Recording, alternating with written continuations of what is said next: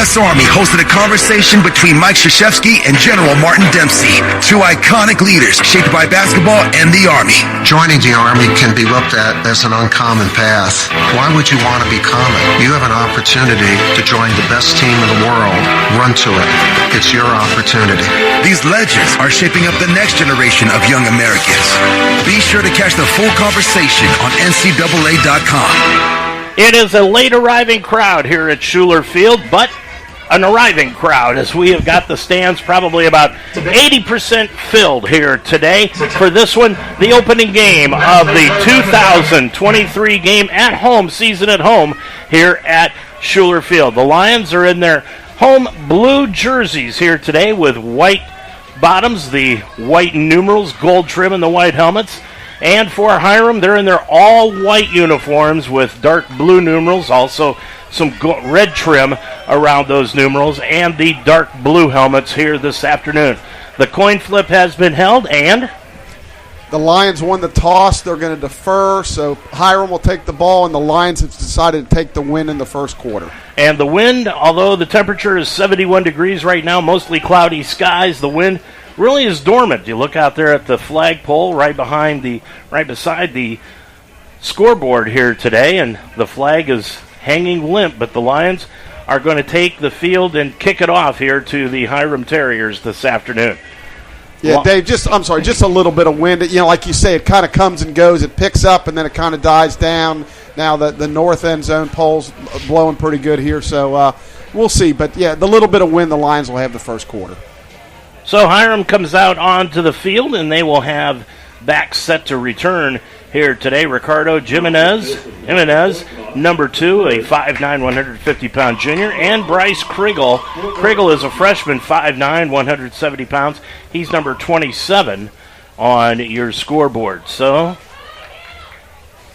well, let's check out there, and automatically we have changes. They are not the guys that are going to be running back the kickoffs. Tucker Marmash is back set to return for Hiram, and also it looks like Antonio Campbell is back set to return for the Terriers as the clock hits triple zeros, and we are set to get underway here this afternoon. I'm Dave Mitchell with Chuck Murray, and now the referee is staring out at the scoreboard, admiring the advertising that is coming up on there. Now we've got the 15 minutes up, and we're set to go. Well, the HCAC sent out a memo wanting games to start at 12 o'clock, and Dave, we're right on time. So right, it's 12 o'clock, so we're good to go. Farfsing is going to kick it off. He had an excellent day last week. Yeah, Kyle's been really consistent the last couple of years. Pinned Baldwin Wallace back deep a couple of times. Lions will be going from left to right across your computer screen. I'm Dave Mitchell with Chuck Murray. Farfsing approaches the football, and he kicks it off. It's a low line drive kick. It's going to be taken in by the back at the 16, 20, 25, out to the 30 on the play, and Nation, who is the man running it back, number 16, gets a good return of 23 yards out to the 30, and he will send his offense out onto the field. That's Sean Tejada, the quarterback, was 5 of 18 for passing last week. The running back should be Ega Qualson-Saki. Saki had 9 carries last week, 17 yards. Anthony Brumbaugh will be the tight end. Rakeem Davis-Hereford and Jarius Queen, along with Tristan Mollahan, are scheduled to be the wide receivers here today. Tejada, the quarterback, number 3, and he sets off just to the right of him, Saki, as the ball is on the near hash mark. Lions in that 4-3 defense, and the pass is thrown out to the right, and it is incomplete. Tried to get it to Tucker Marmash, the sophomore, out on the near side, but he threw it, led him just a little bit too far, and it's 2nd and 10. Yeah, good coverage there by Anthony Wright. He was right on him. Would have took a perfect pass. Hoskins into the ball game at running back now for the Terriers. He's just to the right of Tejada. Tejada, one clap of the hands, fake handoff. Tejada's going to keep it around the right side. Got a lot of green across the 35, out to the 37, maybe the 39-yard line, where they'll find him bringing him down. 9-yard gain on the play, and it brings up 3rd down and about a yard, Chuck. Yeah, Declan Brophy, nice open field tackle there. He had a lot of room there. So it's 3rd down a yard. Marmash moves out in motion, dropping back to Tejada. Tejada's going to be hit, throws it out into the flat, can't get anything on the pass. It falls incomplete just in front of Marmash, who was coming back to try to get it. And with 14:24, it's a 3-and-out for the Lions defense. They'll get the ball on the punt. Yeah, interesting play call there. 3rd and about less than a yard, really, and they drop back to pass. So good defensive stand by the Lions. Hey, with them having nothing to lose, watch the fake punt. Dropping back to punt the football away is going to be Chris Miller, number 31. Miller will punt it away from his own 39-yard line. And you're right, rugby-style kick. We got it. He's going to kick it away. No flag down, although they did drill Miller. And it'll be taken in by Cornell Beecham at the 22-yard line. Cuts to the near side, 25-30. And he'll be pushed out of bounds at about the 34-yard line. Boy, we might have caught a break there. We nailed their punter pretty good. Now, he was rolling out, so it's not a natural punt. So maybe the officials said, well, he maybe could be a runner, so we're going to let that go. 38 yards on the punt, about a 12-yard return for Beecham. And that'll set up the Lions. 1st and 10 at their own 34-yard line with Josh Taylor, the quarterback. We said he was 27 of 51 for 6 touchdowns, no interceptions last week. A quarterback rating of 160.9. You can't get much better than that. That's pretty close to perfect. Taylor, empty backfield. He's got 3 receivers out wide to the far side. He's going to throw it into the flat. Oh, boy. And it's off the hands of Gary Powell, the tight end. Bounced up in the air, but Hiram could not get it to claim the interception, and it's 2nd down 10. Yeah, it literally was right to him. That's just a drop. Offensive line, Colin Kandra at left tackle, Aiden Studeville at left guard, the center, Danny Mabe, the right guard, Devlin Sawyers, and the right tackle, Donnie Jones. Lions averaged 206 pounds across that front line. Hiram in a 3-4 defense. Taylor throws it out in the flat, complete to Pollard, and Pollard across the 40 to the 41-yard line, 6 yards on the completion, and it brings up 3rd down, and call it a long 3. And just a quick out there. Good, nice gain, 3rd and short. Boy, just a nice day for football here today. It really is. 3rd down. Call it 3 yards to go. Ball at the 41-yard line, still in Mount territory. Beecham in the backfield, dropping back as Taylor throws it out into the flat, complete on the play to Joey Newton across midfield and into Hiram territory at the 43-yard line. That's going to be a gain of 14 and a 1st down for the Lions. You know, I'm prejudiced here, but I think he might be the best 3rd down receiver in Division III football. He is clutch. He would be absolutely Right close. Yep.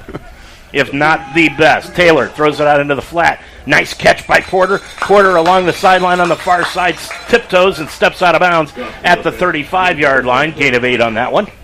And the Lions just coming out there winging it all over the field. Haven't seen a run yet. Taylor in the backfield. He's got Beecham to the right of him. Ball on the far hash mark. Receivers out wide on both sides. Hand off to Beecham off right side. Across the 35. Breaks the tackle to the 30. To the 25. To the 20. To the 15. To the 10. High steps it into the end zone. Touchdown Lions! That's a heck of a run by Cornell. He broke probably 3 or 4 tackles. Just pure strength there. They tried to arm tackle more than get him low, and he just bounced right into the end zone. 36 yards on the touchdown run by Cornell Beecham. 13-13 left to go in this first quarter of play. The Lions have jumped out on top 6-0.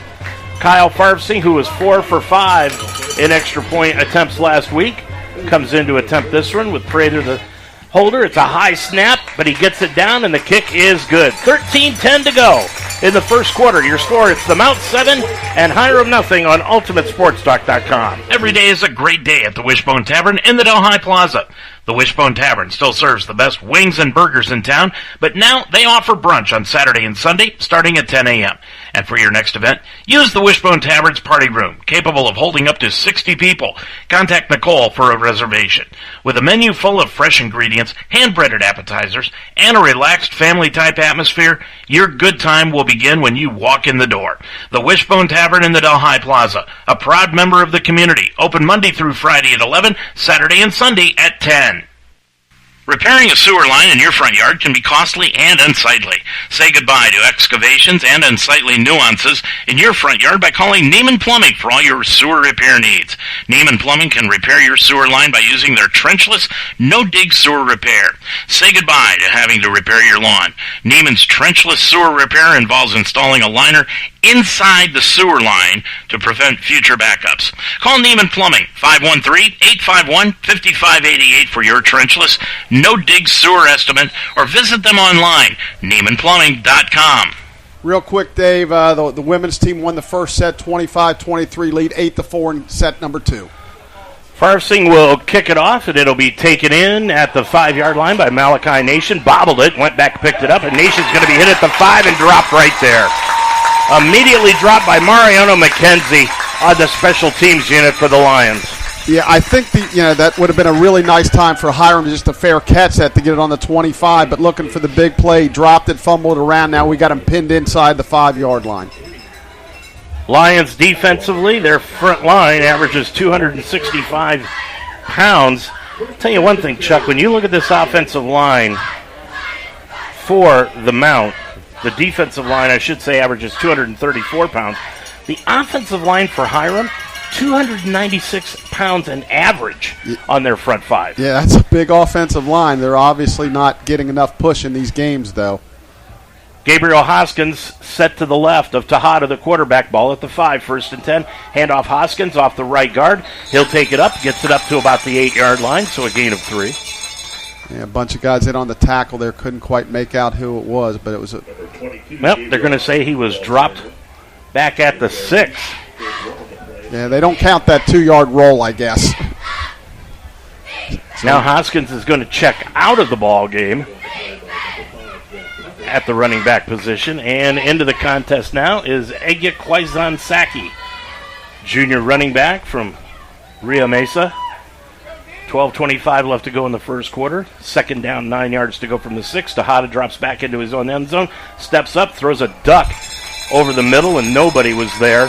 Closest man back to get the ball was Devin Donaworth. Yeah, I think on a blitz there, Declan Brophy kind of hit his arm a little bit, and that caused the ball to kind of flutter like that. So we got him in 3rd and long here.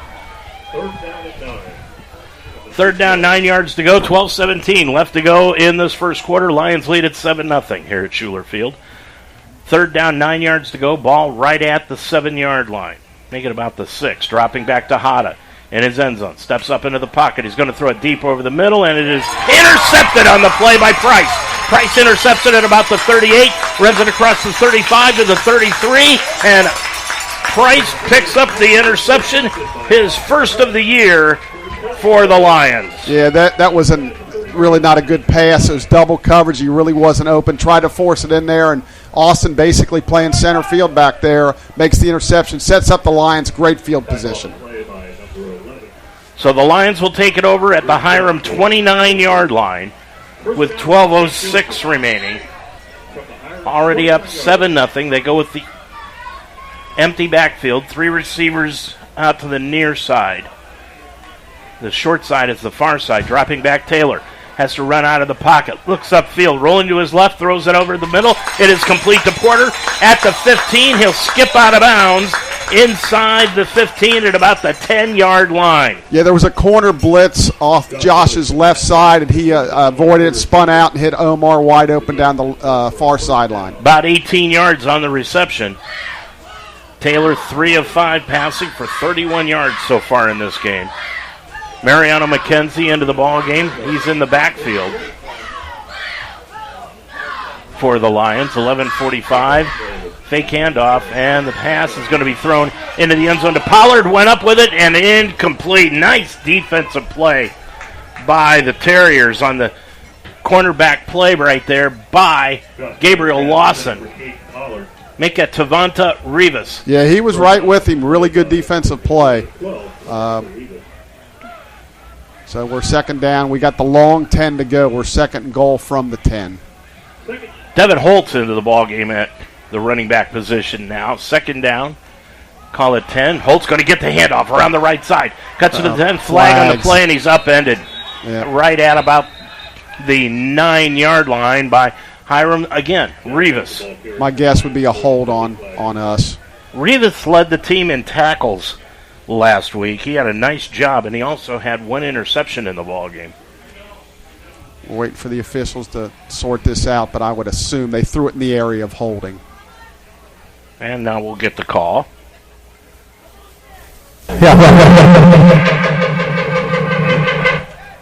Well, we won't get the call. Yeah, we got a big vibration, but they're walking back, Dave, so it's probably holding. I hope that wasn't me turning up the mic. Nope, it's not me. Yeah, they better get that fixed. We can't live with that all game. That's better. All right, so the hold against the Lions takes them back to the 20-yard line. And it'll bring up second down, goal to go for the Lions. But this time it's back. They're going to mark it just inside the 20 at about the 19. Now it's McKenzie in the backfield for the Lions alongside Taylor. Ball in the center of the field. Receivers out wide on both sides. Trips to the near side. Taylor drops back. Good pocket. Looks into the end zone. He's had a receiver, but he overthrew Austin Brock tremendously. He was wide open by about 5 yards, Chuck. Yeah, Austin turned their cornerback around. He did a 360 and lost him. He was open. Josh just overshot him. Third down, goal to go for the Lions. Good route. Good call. Just missed him. 11-17 left to go in this first quarter of play. Lions lead at 7-0. They're knocking at the door again. Hiram in that 3-4 defense, and they spread that defensive line out as far as they can. Now McKenzie comes in late, and he's going to go out wide to the left-hand side.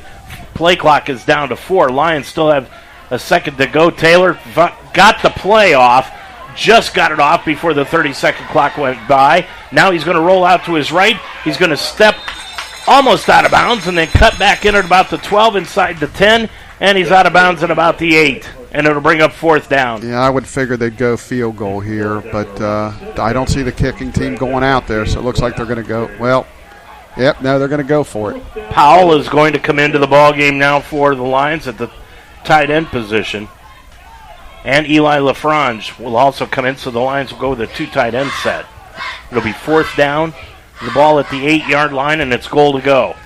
Yeah, Hiram did a nice job defensively in the secondary there. Just Josh couldn't find anybody, tucked it up and ran, got what he could.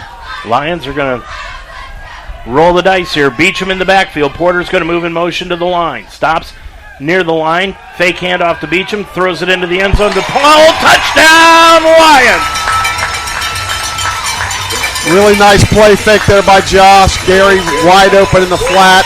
I think the thought process was if we don't make it, we got him pinned inside the 10. Instead, they roll the dice, get the 6 and hopefully 7 here. Nice play. Gary Powell with his first touchdown catch of the season, and the Lions with 10:22 to go in the quarter lead at 13-0. Coach Coral really designing some really good plays here. Lions again getting somebody into the ball game late, but the play clock has just now hit 15, so they've got plenty of time. Prather will hold it for Farsing. Last time the snap was high. That's a good snap. And Tyler gets it down. The kick by Kyle is up and good. 10:18 to go in this first quarter. Your score.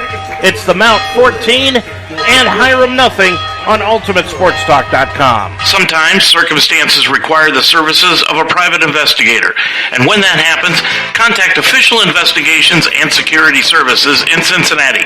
They specialize in surveillance, insurance fraud investigations, workers' comp, witness location and protection, accident reconstruction, and stolen auto and construction equipment. Official Investigations and Security Services also provides mobile notary services throughout the tri-state area. So for your needs, call the best. Courtesy, professionalism, experience, and results. Official Investigations and Security Services at 844-263-3424. What or who is Nesco Resource? We're a nation of individuals who are passionate about helping our communities and the people in them. How do we do it? We find companies that need staff and we match them with talented people to do great work. With so many openings in your area, we can help you find the right fit for your schedule, for your skills, and for your life. With Nesco, You're closer than you think to your next opportunity. Chuck couldn't ask for a better start for the Lions in a game that they should win. Yeah, 2 touchdowns in less than 5 minutes, and even deferring, knowing they'll get the ball coming out of the second half. So really good start offensively and defensively. Farfsing will kick it off from left to right, and taking it in for Hiram will be Nation. Nation at about his 7-yard line, cuts it to the center of the field to the 15-20, and he's going to be brought down outside the 20 at about the 24, make it the 25-yard line for the Terriers, and that's where they'll start. So far, Tejada in the ball game, 0 for 4. Yeah, defensively, we've been really good putting some pressure on him and making him throw some ill-advised passes. And, it starts with the pass rush. You get a good pass rush, you're going to hurry him and force him into some bad throws. Tejada is a sophomore, 5'10", 165 pounds.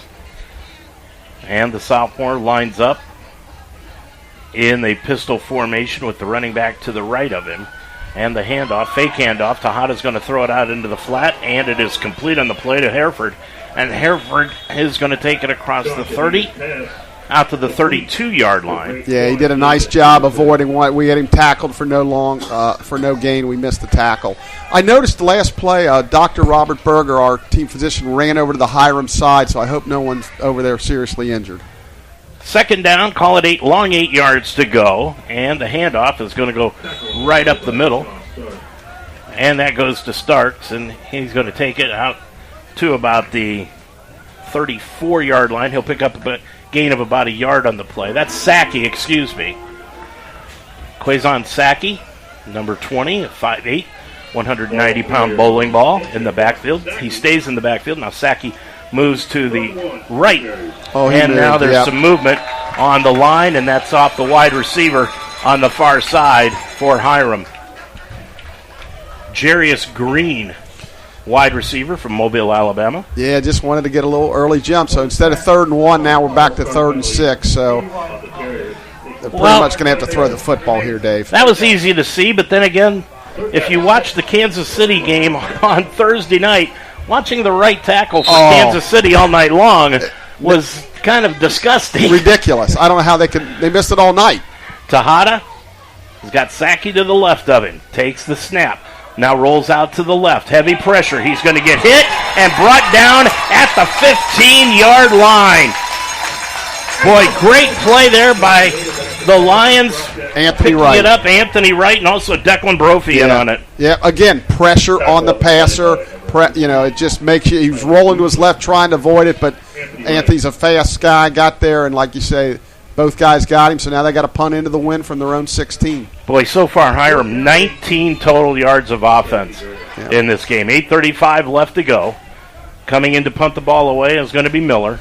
Miller, rugby-style kicker, gets a high, short kick. It's going to hit in Hiram territory and be down at the 48-yard line on the play. And that's going to be a punt of 31 yards, and the Lions will take it over in Hiram territory. Yeah, nice decision there by Cornell. I know he wants to come up and catch it and run it back, but it was kind of a fluttering kick. He wasn't close to it. Get away from it. We'll take the ball at the, they're 49 to start. Lions thought that Beecham was probably at about 100% for this game. Last week he was playing with that tweaked hammy. Well, if Hiram, after that run, they better think he's at 100%, because if he's not, they're thinking, oh my gosh, what's he at 100%? Jackson Gifford into the ball game now at running back position. Lions going with 2 running backs. Receivers out wide on both sides. Ball in the near hash mark, and the handoff goes right up the middle, and it goes to Holt, and Holt skips his way through the 45 down to the 43-yard line. That's a gain of, call it a long 5. Yeah, the Lions, they clearly make their living on throwing the football, but I know they'd like to get some running going today. Last week struggled a little bit in the running game. And the handoff goes around the right-hand side, close to a first down. That's Gifford. Check that Holt, Holt carrying it around the right tackle. He's got it up to the 40, and he'll be stopped just shy of a first down. It'll bring up third down, Chuck, at about a half a yard. Lions go quick hurry up, and the handoff goes to Holt again around the left-hand side. He's going to be upended and dropped back at the 40, no gain on the play. He might have been better off instead of skipping it outside to just put his shoulders down and going for it around left tackle. Yeah, good point. I think Devin's got to learn in that situation. It's 3rd and 1. You don't need to dance around. Just go straight ahead and pick up the first down.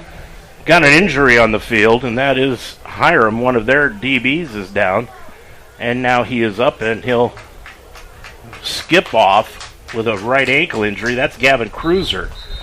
Yeah, sophomore linebacker. I'm sorry. If you're 1st or 2nd down, you can dance around a little bit, try to make that big play. But when you're 3rd and short, you got to get it up in there and get the first down. There has to be a reason Mr. Cruiser came to Hiram. Talk about legacy or whatever. He's out of Springville, Utah. Wow. Came all the way out to northeastern Ohio. I'd love to know that story. 7:27 left to go and running. Lions. Quarterback draw here, I would think. Could be a quarterback draw. Yeah. Or maybe just trying to draw them off. Play clock is down to 25. They've got a lot of time on that play clock. Taylor, they're going to snap it. He's going to throw it out of the flat, complete on the play. That's to Joey Newton at the 35, and he's going to be dropped at the 31-yard line. First down for the Lions on a gain of 9. Yeah, that's a lot of confidence right there in Josh and Joey to make that play, because usually 4th and a yard, you're going to hammer it up in there. So first down, Lions. 6:58 left to go in the first quarter. Lions leading at 14-0. Snap to Taylor. Throws into the flat, complete to Ari Turner, and he's going to be dropped at the 22-yard line. That's a gain of about 8 on the play. Yeah, call it 9. Yeah, we mentioned last week how Ari's in the slot a lot more than lining up behind the quarterback this year. Good to see him get on the field a lot more this year. Yep. Taylor, empty backfield. 3 receivers out wide to the left, 2 out to the right. Taylor looks to his right, throws it out to the right, complete to Zane Dine, and that's going to be complete at the 18-yard line and enough for a first down after a 4-yard pass completion. Yeah, Josh is really sharp. He just missed the one throw, but other than that, he's been on the money.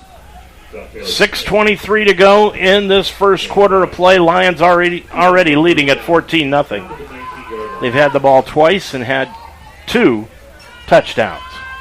Yeah, going for the throat here. Beecham in the backfield along with Turner, and Turner gets the handoff. Skips to his left, but can't find any openings on that offensive line and is brought down at the 19. Yeah, Hiram did a night. They plugged that hole up pretty quick, so really no gain or maybe even a little bit of a loss. Lions ball carrier is Ari Turner. And maybe a loss of about a football by looking at where the chains are. Yeah, that's what I was going by. 5:48 left to go. Second down 11. Gifford into the ball game now for the Lions. 2 receivers out wide on both sides. Dropping back Taylor. Taylor, good pocket, throws out into the flat, complete to Beecham at the 15. Skips to his right, now to his left, breaks a tackle inside the 10, and he's going to be upended at the 6. And they'll mark him, at the 5. Yeah, he just continues to break tackles. He's so strong. One guy can't bring him down. You need 2 or 3 or 4 guys to bring him down. 14 yards on the completion. Taylor 8 for 12, 79 yards so far in the game. 1 touchdown pass. Taylor now completely out of the shotgun. First down, goal to go for the Lions with 5 minutes remaining at the 5-yard line of Hiram. Taylor takes the snap, looks to his left, bounces, now goes to his right, now spins to his left, throws it into the end zone, back of the end zone, complete on the play, Newton, touchdown, Lions! Nice little 5-yard touchdown pass from Josh Taylor to Joey Newton. Taylor's 8th touchdown pass of the year. Lions with 4:56 remaining in the quarter. Now lead at 20-0. Yeah, Josh was flushed out of the pocket, rolled to his left, threw back across his body. Joey ran across the back of the end zone. Touchdown, Lions. Farfsing in to attempt the extra point. Good snap. Kick is up, and the kick with the wind to his back is good. 4:53 left to go in this first quarter of play, and the Mount doing what they needed to do. They're on top of the Terriers, 21-0 on UltimateSportsTalk.com. Think better, feel better, Be better. At Iron Sharpens Iron, 5229 Montgomery Road in Cincinnati, train with passion and purpose. Be challenged by the 3 core principles: strength, core, and cardio. Make yourself better mentally and physically. Iron Sharpens Iron provides a fun and effective fitness training that you'll love. Try one of their 6 different programs: the Iron Circuit, Early Burn, Thrive, the Good Fight, Trinity, and Super Saturday. Ready for a better gym experience? Get to Iron Sharpens Iron today, 5229 Montgomery Road in Cincinnati. And today's ball game is also brought to you by, in part, Nesco Resource. Call 513-772-5870. And LIT Wellness, 513-659-3017. Lions leading at 21-0, 4:53 remaining in this first quarter of play. And they have come out and smacked the Terriers right in the jaw with a touchdown on their first 3 possessions. Yeah, if we were worried about a letdown, we can put that to bed. Farfsing will kick it off. Farfsing, left to right, squibs it. Gets a high end-over-end kick. It's going to hit at the 17 of Hiram, taken in by Nation. Nation across the 20 to the 25, and he'll skip out of bounds, and a little scuffle on the sideline going on now between these 2 ball clubs. Yeah. And the ball will be placed right at about the 27-yard line, Chuck. Yeah, you get down 21-0, the little frustrations start to arise a little bit. You came down yesterday, you spent the night, your 4-hour drive, and you look at the clock, and it's almost 5 minutes still remaining in the quarter. You're down 21-0. 4:47 to go in this first quarter. Lions leading at 21-0. Sean Tejada, who has had a rough afternoon so far, 1 of 5 passing with an interception and just 7 yards out of the passing department. And he has got Sackey to the right of him, ball in the near hash mark. Moving the motion to the near side is Hereford. Fake handoff. Tejada's going to throw it to Hereford, and it is incomplete. Tried to throw that back shoulder pass, and Hereford couldn't come down with it. Yeah. Yep, tried to do that. Nice coverage by Andrew Pierce over there, right on him. But, he tried the back shoulder, just couldn't bring it in. So, second down. Lions leading at 21-0. At halftime, Dan Horde, the Bengals announcer, is going to be talking with Charles Davis Jr. about the Bengals-Browns game coming up tomorrow to open up the season for the Bengals. Dropping back to Hada, now rolling out to his right. Throws it out into the flat, complete on the play. And brought down is Sackey at about the 29-yard line. Yeah, really nice job. Just 2-yard gain. So we got him in 3-yard gain. Got him 3rd and long. Anthony Sessi picked up that catch, And staying in the backfield is Quazon Sackey, along with Tejada. 3rd down after a 2-yard completion along 8. Now Sackey moves in motion to the far side. And they're going to throw the ball out into the flat, and it is incomplete. Flag thrown from the back judge. They're going to call a pass interference penalty against the Lions. Looks like that's going to be against Jonas Smith. Yeah. Looked like he just went in and knocked the ball away, but they're going to get him, I guess, for going over the back or going through him. Good pressure by the Lions. He barely got it out of there. Smith, the junior, just came in, went over the top, knocked the ball away. Yeah, that's what it looked like to me. But again, as I've said many times before, if that's on our sideline, it's probably not called. But it was on their sideline. They're down 21-0, and they get the call. 4:05 left to go. Ball will be placed at the 37-yard line, still in Hiram in their own territory. Sackey stays in the ballgame. Lions showing some blitz, but now they'll back out of it. And the handoff goes to Sackey right up the middle to the 40, 45, 50. Breaks into the clear, and he's going to be brought down across the 50 to the 46-yard line on the play. Yeah, Jonas Smith got it. That's their best run of the day by far. 17 yards on that run, and they almost doubled their total offense just on that run. 1st and 10, ball there in their Mount territory for the first down. Throw out into the flat, complete on the play to Hereford, and Hereford is going to take it across the 45 and down to the 42-yard line. A little bit of trash. Davin Donnerworth with a nice tackle there. Now we got to talk a little bit of trash down there with Andrew Pierce and their guy number 81. 5 yards on the completion. Tejada looking a little better on this drive after picking up a first down. Yeah, they're going a little bit of hurry up, trying to get some momentum and rhythm. Looks like Berger in the backfield now at the running back position. Tejada's going to take the ball, and he's going to hand it off on the play, and that goes off on the right side to Trey Birch, a freshman, and Birch will take it right at the 40-yard line for a gain of 2. Yeah, stacked up in there. Hiram made a lot of changes to the numbers that they've got today, not only on the 2 deep but on the roster, so trying to make sure that we get the names correct for you today. 3rd down, call it 4 yards to go. Birch is going to stay in the ball game at the running back position. Tejada fake handoff, drops straight back, looks down the middle. He's going to throw it deep. He's got a man back there. That's Hereford incomplete, and they're going to get Donaworth for reaching in and grabbing the receiver. Looks like it's going to be a holding penalty, Chuck, against the Lions on Donaworth. Yeah, they'll probably, the ball was in the air. They're probably going to call it pass interference. He overthrew him a little bit. He didn't need to grab him, but, when you reach out and grab him, it's an easy call, whether he would have caught it or not. So that one looked like it was over his head. Here comes the official's call.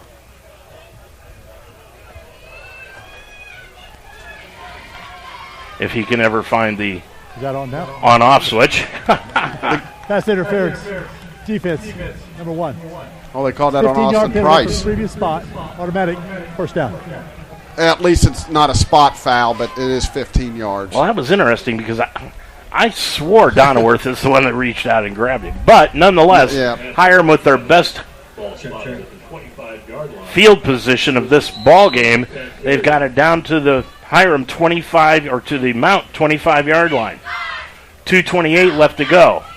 Birch in the backfield. Moving in motion is Hereford to the near side. Now he reverses. Handoff, fake handoff to Birch. Now rolling out to the right. Tejada, he's going to be hit and brought down right away near the 25-yard line by Evan Schlensker. Evan Schlensker. Yep. He didn't get fooled on the play, stayed right with it, dropped him for a 2-yard loss. Takes it back to the 27.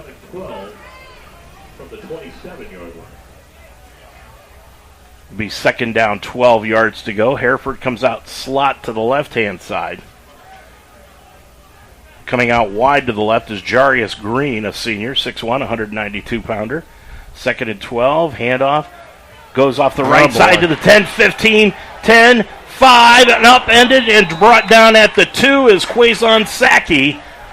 Boy, he made a nice play, 20-yard gain, and Hiram knocking at the Lions' door. Yeah, we've had some breakdowns defensively on this drive. That was a nice hole there. He popped it and almost took it in. Boy, this is a confidence-building drive for the Terriers. Saki staying in the ballgame to the left of the quarterback, Tejada. Handoff, Saki. Hands off the right side. Gets it near the goal line. There's a scrum. And the officials will mark him down just shy of the goal line. Yeah, boy, he looks like he's inside the 1. And we're down to 1:25 in the quarter, so. Lions leading it by 3 touchdowns, but Hiram trying to cut that lead. Yeah, Dave, the nose of the football's almost touching the goal line. Almost touch, yeah. Saki stays in the ball game. Tejada with the ball on the far hash mark. 2nd down goal. Handoff, Saki takes it into the end zone for the score for the Terriers, and they cut the lead now to 21-6. Yeah, give them credit. They had a nice drive. They were aided by a couple pass interference penalties that really weren't necessary, but nice drive by Hiram kind of gets them back in the game a little bit. Saki taking it in for the score, and for him this year, that is his his first touchdown of the season. Coming in to attempt the extra point is the kicker, Chris Miller, doing double duty for the Terriers, punting and kicking. Good snap. Kick is up. High end over end kick. And it's good. 1:04 to go in the first quarter. Your score from Schuler Field. It's the Mount 21, Hiram 6. Make it 7 on UltimateSportsTalk.com. Is your business ready to increase productivity while transforming health outcomes and lowering health insurance costs? I'm Tanya Fosnack-Jolliffe, founder of LIT Wellness Solutions, where we're helping companies ignite a safer and more productive workforce while improving health outcomes through intentional lifestyle as medicine solutions. Visit litwellnesssolutions.com today and let us help your company change how you view wellness programming. All right, Dave, a quick update on volleyball. Boy, they win a nail-biter in the second set, 26-24. So up 2 sets to love against Wisconsin-Stevens Point. Third set is tied 3-all and early on there.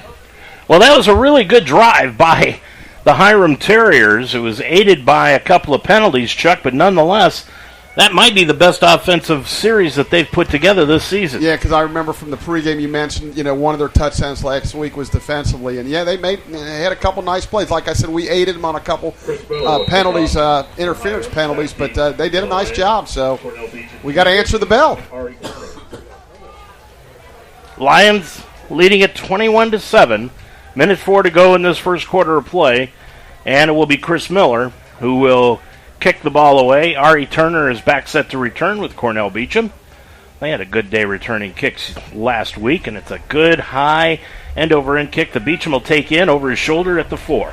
Cuts to the middle of the field, 10, 15, 20, sees a seam to the 30, 35, 40. He's into the clear, 50. Stutter steps, breaks a tackle at the 45-40, and he's going to be gang tackled and brought down at the 36-yard line. That's a 60-yard return for Beecham on the kickoff, and the Lions are back in Terrier territory. He is the Devin Hester of Division III football as far as returning. Every time he touches it, he can go to the house. He sets up the Lions in Hiram territory on the 36-yard line. Boy, that is some high praise, Mr. Murray. Well, I don't think I'm exaggerating there. He is extremely dangerous when he touches the football. Lions will start out at the 36-yard line of Hiram. Mariano McKenzie into the ball game now at the running back position. Lions with receivers out wide on both sides. Pollard to the near side, the single set receiver. 1st and 10, fake handoff, dropping back. Taylor looks to his left. He's going to go for it all into the end zone. He's got a man clear in the open, and he couldn't come down. He did come down with the ball, but it was on the back end of the end zone, and he couldn't come down inbounds. Yeah, it was a heck of a throw. Brock. Yeah, just let him just a little bit too far. A little bit of pressure at the end, and boy, heck of a throw. Just went off his fingertips. Couldn't haul it in. And I expect the Lions to throw here with the wind here and to try to get as many plays as they can before they have to switch into the wind. Yeah, the wind kicking up just a little bit here at Schuler Field. At the backs of the Lions, Powell is back into the ball game, tight end left. Porter at the right side. Handoff McKenzie right up the middle to the 35-30 to the 25. Bounces off a tackler to the 23-yard line. 13 yards on the play for Mariano McKenzie. And it's a first down for the Lions. They'll go hurry up. Ball at the 23 of Hiram. 20 seconds to go in the quarter. Lions lead at 21-7. Taylor drops back. Looks to his right. Now rolls out to the left. Looks upfield. He's going to tuck it under and skip out of bounds at the 21-yard line. A gain of just a couple. If they hurry, they can. Now they're going to spot the ball and start the clock. So they hurry, they can get a play off here. 13:08. 13.8, I should say. Yep. Left in this first quarter. We're catching a break. They didn't start. Now he's going to start it. No, he's starting the play clock. If you go out of bounds anymore, it's 2 minutes in the NCAA in each quarter. This is when the clock stops. Porter out to the right-hand side. Brock moves in motion to the near side. McKenzie to the right of Taylor. Dropping back Taylor. He's going to throw it out into the right side. He's got it to Brock, complete at about the 16-yard line. That's a gain of, call it about 3 on the play, and that's going to end the first quarter of action from Schuler Field. Lions will be going into the wind. They'll be going from right to left. Your score at the end of 1. It's the Mount 21 and Hiram 7 on UltimateSportsTalk.com. We're there to serve, make sure we're creating a fair atmosphere for both teams, upholding the integrity of the game. I chose to be an official. It's the best decision I've made.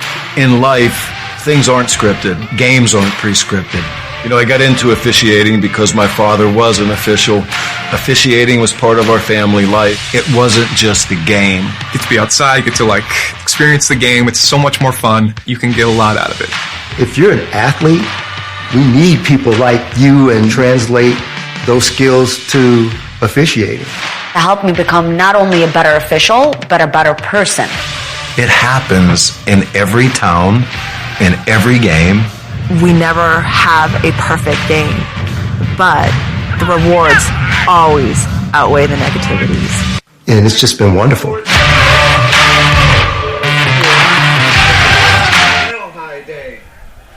Good first quarter, Chuck. For the Lions, they lead at 21-7. Yeah, pretty much did what they wanted to do on offense.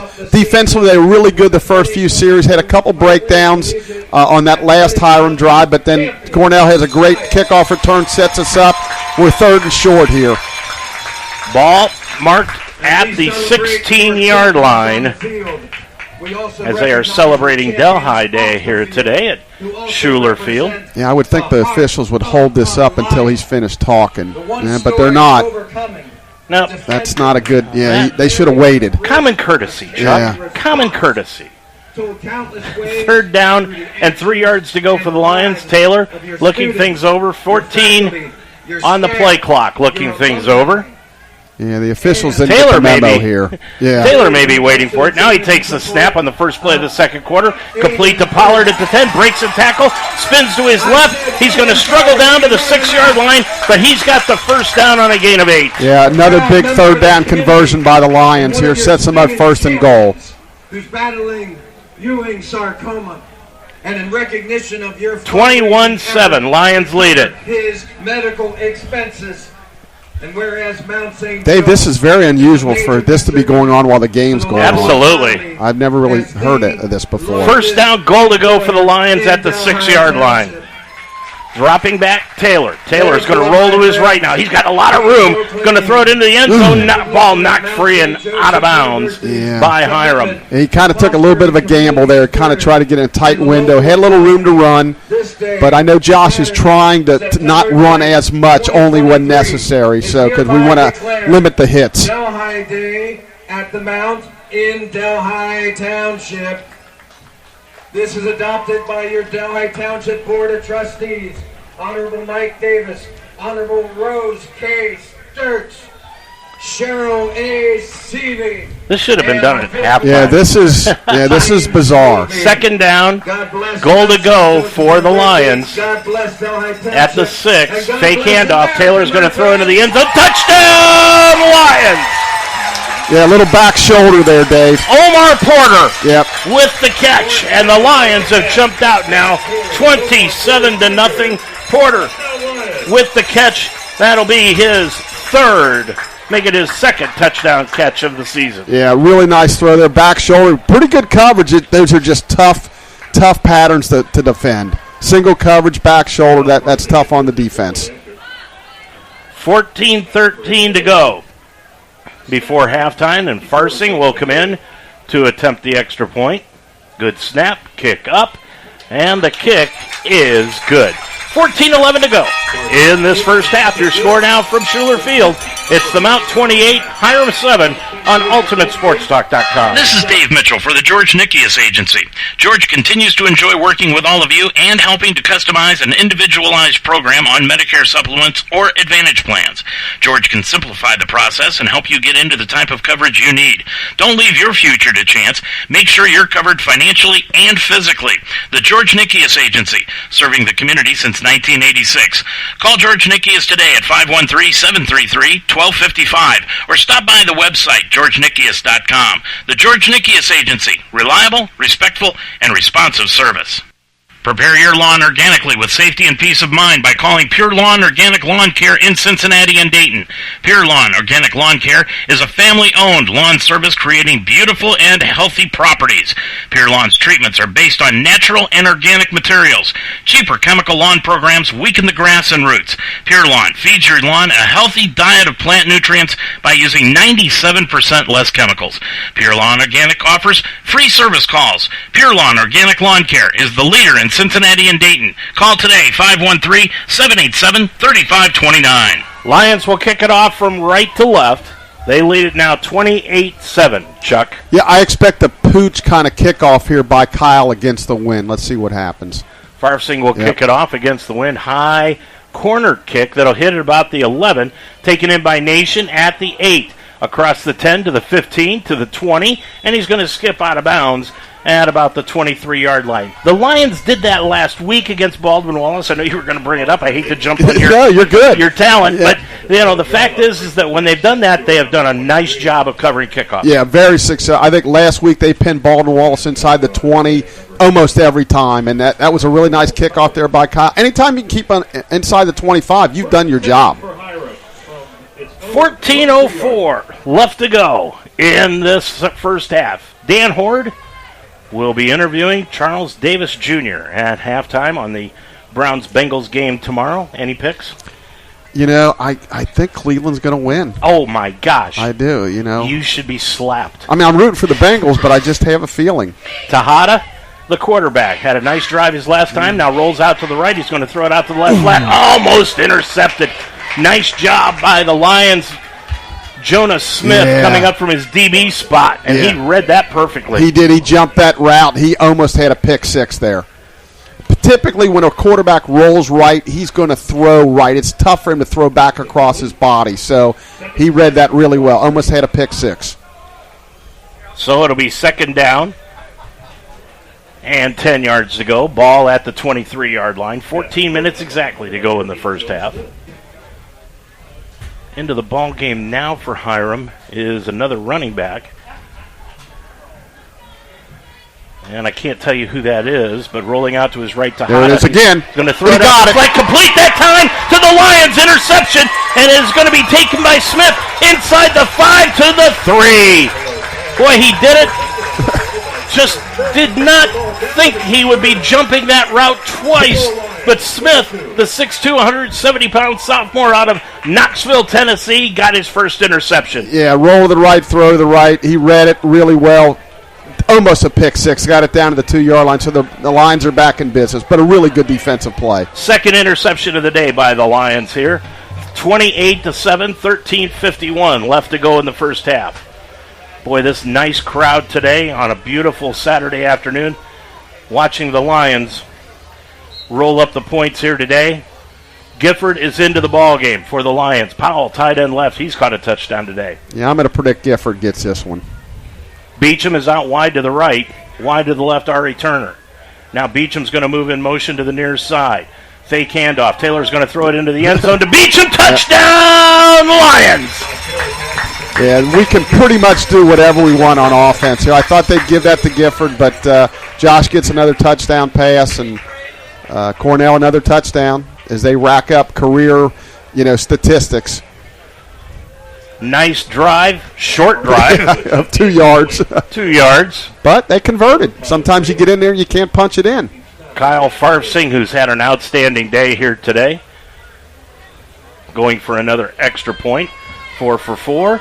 And he makes it 5 for 5.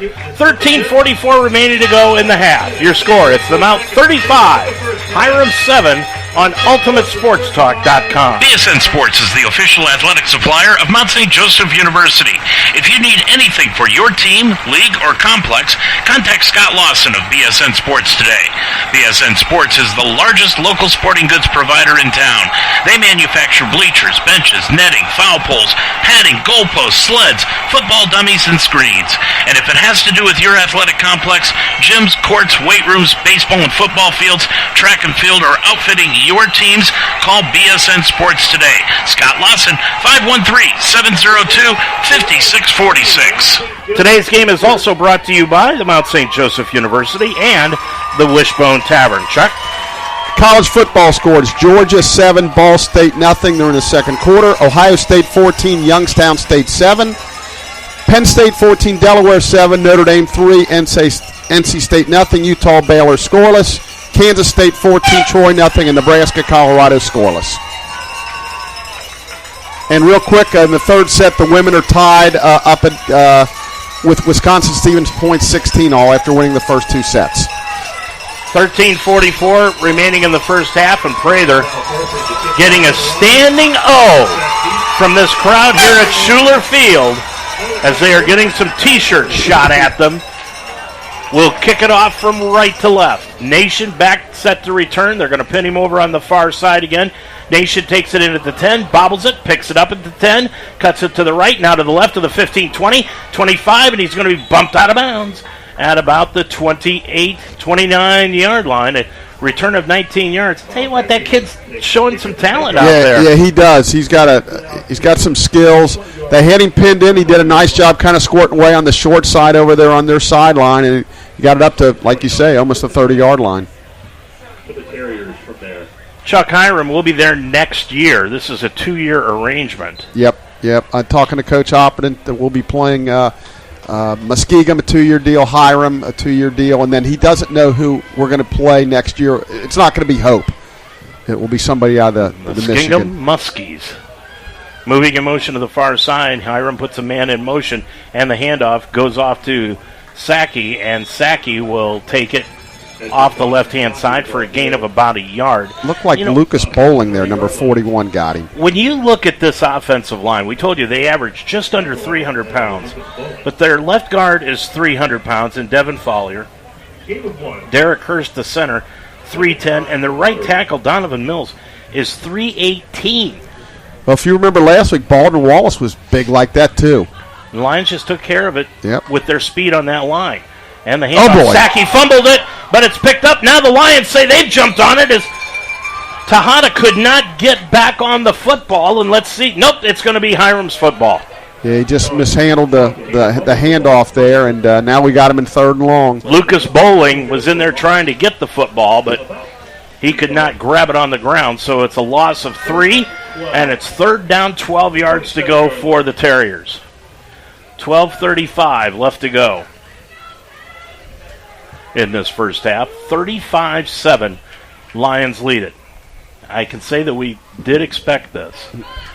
3rd and 12, Tejada drops straight back, looks to his left, throws it up the left side, and did he catch the ball in bounds? That's Hereford. He did! Wow. What a nice catch by Hereford at the 43-yard line, and he's down on the play, but a 15-yard reception for Hereford, and a 1st down Hiram. That was really a great throw, a back shoulder throw. We had outstanding coverage over there. It's just, better offense. They say, good defense, that was better offense. Chuck, he did a great job. He caught that ball leaning out of bounds, kept his feet in bounds, caught the ball, collected it in, and carried through with the catch. Yeah, big 3rd down conversion for them. That was a heck of a play.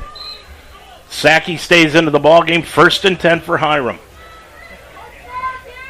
12:13 left to go in the first half. Lions leading it by 28. Tejada moves a man in motion to the near side. Handoff goes to Sackey off the left guard. He's going to be dropped by Anthony Wright right out the yard marker. Stopped at the line of scrimmage. Chuck, you could see some talent on this Hiram team. Yeah, they've had some plays here and there, just haven't been consistent enough. We've put some pressure on the quarterback. It's going to take some time. Yeah, they do have a few skill players, They though. actually do. Yeah. 2nd down, 11 to go, dropping back and now moving in motion to Tejada to his right, and he's just going to dump the ball away and out of bounds. Yep. Smart play on his part. Look down the field. Everybody was covered. Why force it? Live for another day. I watched this team, Chuck, for 3 years back in the 2010 era, and really they had no hope at all.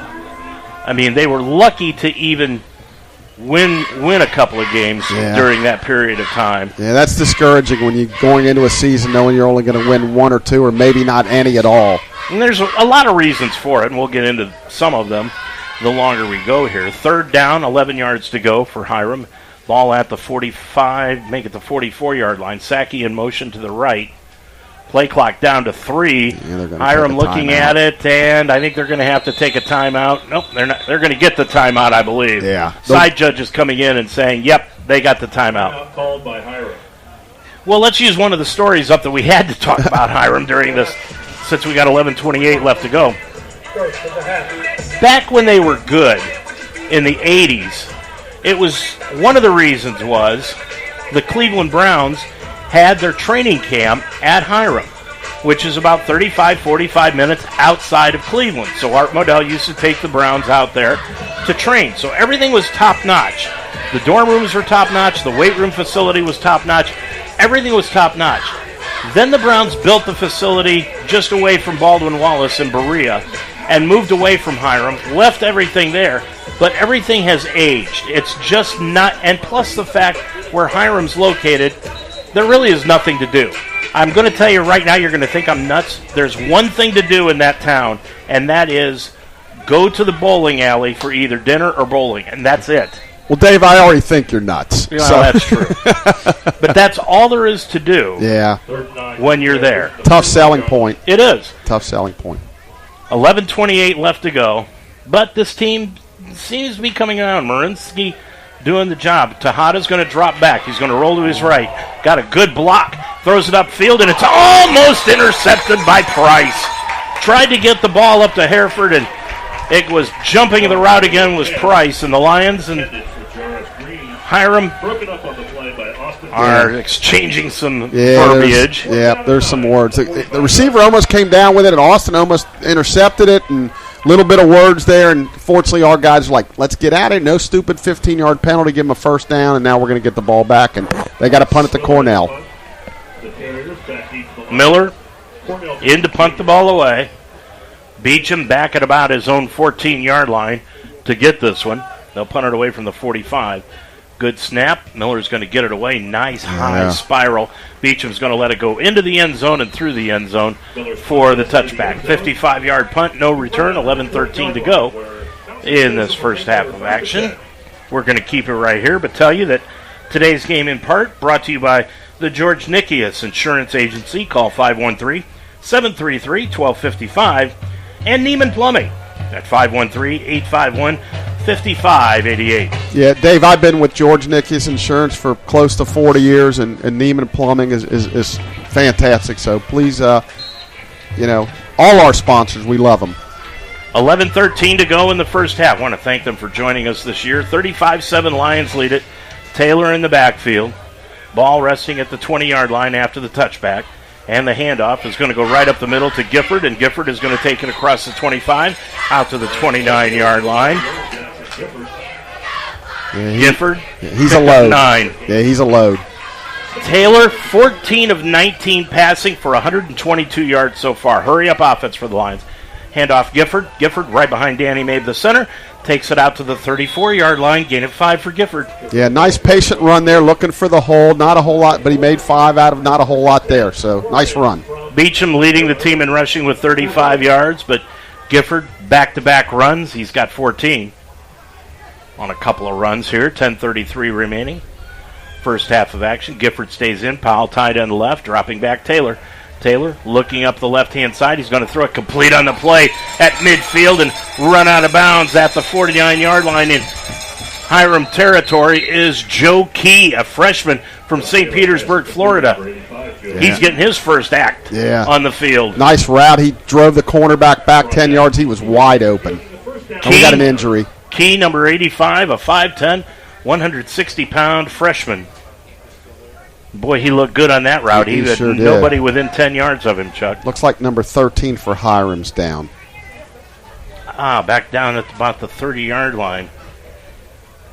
And 13 happens to be Riley Haw. Haw, who came into this game supposedly wearing number 6. Yeah. Now wearing number 13. He is a defensive lineman, 6'1", 260 pounds, from McNicholas High School. Oh, okay, from here in town. Yep. So a little homecoming game for him. Hopefully he's going to be okay. I'm sure his folks and family and all McNicholas is here to try to support him, so hopefully he's okay. Well, I bet he left a lot of tickets at Will Call. Yeah. Do you have to do that? No, not at this level. Okay, yeah. Well, I ask only because I used to get into every game free when my sons were. Each student, NCAA student, gets 4 tickets.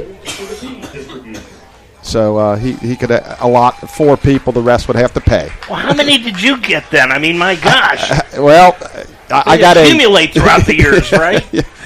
8 plus my pass and everything, I could probably let in half of Coleraine Township. Haw is holding up that left leg. It looks to be his left ankle, and they are helping him off the field right now, so that does not look good. No. Yeah, unfortunately, I mean, he comes from Amelia, Ohio. Right. Just up the road and gets a chance to play in front of his hometown crowd for the first time. Yeah, hopefully he's okay. 10:19 left to go. Next week we're at Hope. Anybody has any ideas on how Chuck and I can get there very quickly? We're debating on how we're going to get up to Hope. Yeah, if anybody's got any plane tickets they want to give us, that'd be fine too. Gifford moves in motion out of the side, out of the backfield, and Taylor throws the ball into the flat to Joey Newton, but it's incomplete. Yeah, Josh missed on that. Joey was open. He threw it a little bit too far to Joey's left. We've got Hope next week. That's a 1 o'clock kickoff. That is up in Holland, Michigan. And then the Lions have the week off. I have no plans during the off week, by the way. None you at don't, all. huh? Okay. None at all. 10 minutes to go. Ball handoff. Gifford skips, breaks through a hole on the left-hand side, inside the 45 and down to the 41-yard line. Yeah, very patient run there again. 8 yards. He got hit probably after about 3 or 4 and drug the defenders another 4 yards. So it's third and about 1, actually, Dave. Gifford now, he has got 19 yards on 3 carries. Third down. And call it a yard to go for the Lions. Ball at the 41-yard line of Hiram territory. And the handoff to Gifford right in the middle. Breaks into the clear first down inside the 30, down to the 29-yard line. That's a 12-yard gain and another first down for the Lions. Yeah, he hit that hole really fast and really hard. A nice hole there. First down Lions. Moving it again. Boy, this kid has really shown a lot of good things. Yeah, I like him a lot. In the first 2 games, transfer from Otterbein, ran for over 800 yards last year.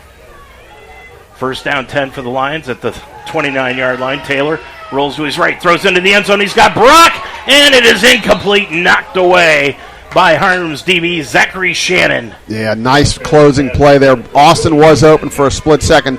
Josh tried to kind of get it in a tight window, but nice defensive play. Yeah, that was a gutsy pass by Taylor. It really was. Newton was covered by about 4 people. Yeah, sometimes, Brock. Right. Sometimes he tries to make that really tough play, and it works out sometimes, but Brock and Newton are out wide to the right. And out wide to the left is Joe Key, dropping back. Taylor looking Key's way. He's going to throw it into the end zone and overthrew him by 5 yards. Yeah, he was open. Josh knows he missed that one.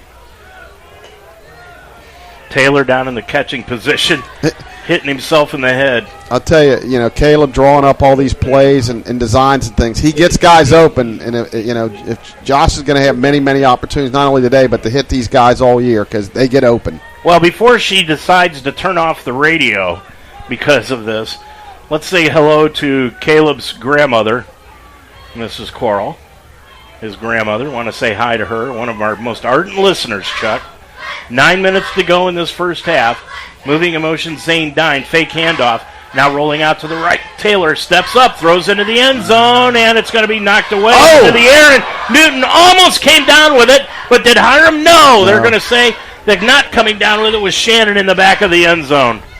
Ball was deflected up in the air and looked like Newton had a shot at it, and then Shannon jumped in and knocked it away. Yeah, he did again. Those long throws down the field, that's tight coverage, and it looks like fourth down. We're going to go for it, which makes sense because too far for a field goal into the wind.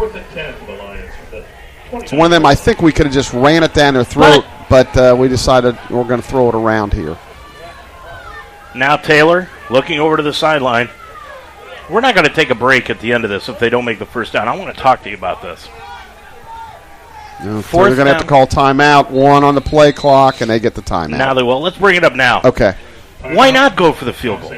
I mean, what? Okay, let's say, for example, worst thing that can happen is it gets blocked. They run it back for a touchdown. You're still up 35-14. But why not give Harvsing the opportunity to make a field goal like this? You might need something like this down the road. Well, I agree basically in principle what you're saying. I think the thought is, and this should have been determined in pregame, against the wind, can he get it there from 46 yards? And I guess their thought is no. But generally, I agree with you. When you get in games like this, you need to try different things. So when you do get in that tight game, they've experienced it before. But my guess is, Kyle, I know we kick at the opposite end, but he should have kicked this way to determine, hey, I just can't get it there into the wind or whatever the case may be. So you think they may have already talked to him about what's your distance? Well, if they didn't, they should have. That's always, always before the game, coaches do that. Coach might talk to the special teams coach, but as in this case, Hop's the special teams coach, so he would know that. I mean, if he wouldn't make it, Hiram would get the ball to the 29-yard line. Right, which wouldn't be awful. No. But because if we don't make it here, they're probably going to get it at the 29-yard line anyway. Right. But that would be my guess. They just don't feel like he's got the leg to get it from here against the wind. We're lucky again, and I'll tell you why here in a second. 9:03 left to go. Dropping back Taylor on 4th and 10. Rolls out to the right under a heavy rush. Directing end zone. He throws it over the head of Pollard, incomplete.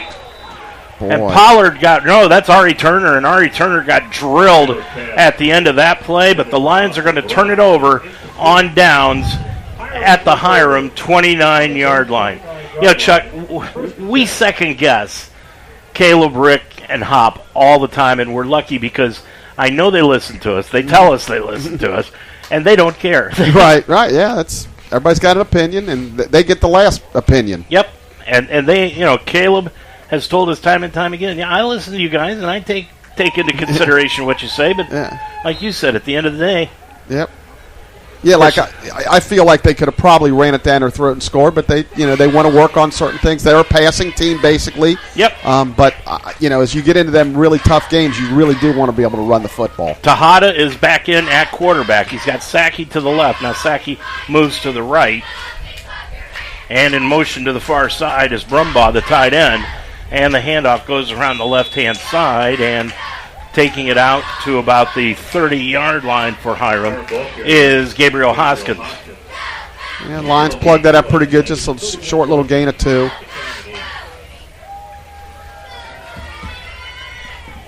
Brumbaugh lines up tight end left. Receivers out wide on both sides. That's Hereford out wide to the left-hand side. Hoskins still in a running back. Fake handoff, throw out into the flat, complete to the 28-yard line, and brought down at the 37-yard line for Hiram is Hereford. Yeah, we didn't really have much over there. It looked like he could have really broke that for a long game, but nice. They closed pretty quick and made the tackle. 8:05 left to go in this second quarter of play at halftime. We'll have our halftime report with Dan Horde talking to Charles Davis Jr. about the Browns-Bengals game tomorrow. Third down, less than a yard, handoff up the middle, and it is a first down to midfield to the 45-40, and breaking it down to the 35-yard line for Hiram is Hoskins.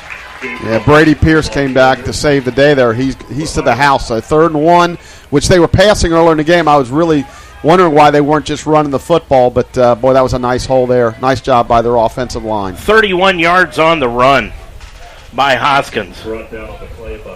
He now has 34 yards accumulated on the ground here this afternoon.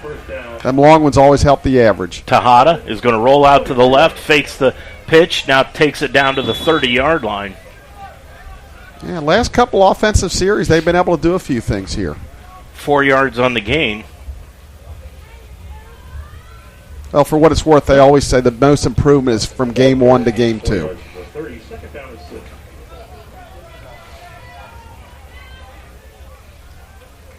Second down, 6 yards to go. Brumbaugh tight end left. Handoff goes to Hoskins off the left tackle. Takes it down to the 26-yard line. Now they'll mark him just inside the 27. That's a gain of a couple, and it's 3rd down 3. Big 3rd down here. They're obviously in 2-down territory here, so we'll see if they run twice or they want to try to throw for it here. I would expect them to keep running the football. 6:40 remaining. First half of action. Lions leading at 35-7. They've got trips receivers out wide to the left-hand side. Now moving over to the left-hand side is Hoskins. Now pitch out to the right-hand, left-hand side, far side. A completed pass at the 27-yard line. Loss of a yard, though, on the play. Devin Donnerworth with a great read and great close. No gain at all. Great play by Devin. Jarius Green with the catch. Yeah. He lost about a yard. It'll bring up fourth down, in a long 3. Yeah, again, confused why they're going away from the run. They're having a lot of success doing that. Now they're pretty much in a throwing situation here on 4th down. Yeah, they've been running right behind their left guard, Devin Farley, and their left tackle, Brandon Black. 4th down, a long 3 yards to go. Gabriel Hoskins in the ballgame. Hoskins, fake handoff, rolling out to Hada, throws it on the left side to Brumbaugh. He got bumped, and it'll be a pass interference penalty called against the Lions, against Andrew Pierce. Yeah, I mean, it's probably uncatchable, but he did bump him, and again, he lost the receiver there. Lost sight of the receiver. Yeah, he really did. That's just, got to get better on that. Rick Thompson and Tyler Hopperton are not happy about that call. Yeah, I thought it was uncatchable. I thought it was very minimal, but that's 3 pass interference calls against the Lions. Number 2. Number 2. No, that wasn't number 2. That was 11. First down. Okay, I'm going to say this. Yeah, they got the wrong guy. If you don't know the number of the guy that you're calling the penalty against, it probably you didn't see it. Yeah, it's... So, it's like I was telling you the other day. I used to tell my dad, if you're the first car in a long line of traffic, you're probably driving too slow. Yep, that's very well said. So that's going to mark it down deep into Mount territory, into the red zone at the 12-yard line. So Hiram can get a first down without scoring here. Tejada with Hoskins off to his right-hand side. Moves Brumbaugh in motion to the far side. Hand off Hoskins, and Hoskins is going to be stacked up right at the 11, 1-yard gain. Yeah, they bottled that one up pretty good. Looks like a couple, 2-3 guys in there. 5:20 to go in this first half. Boy, getting up slow for Hiram on the offensive line is their right tackle, Donovan Mills. They've had a few guys injured so far in this game, or at least shaken up. Mills gets back to his right tackle position, but not sure he knows what day it is. Dropping back to Hada, looks into the end zone, throws into the end zone, incomplete through the hands of Devin Donnerworth. Tried to go to Davis Hereford in the end zone, but overthrew him, and Donnerworth went up to try to catch it, went through his hand. Yeah, Lions defensive secondary, really nice coverage on that. 3rd and long, but again, 2-down territory here. 4:51 remaining in the half, 35-7. Wind's picked up quite a bit. Hiram has it at their back. I don't know, do you go for a field goal here if you don't get it into the end zone?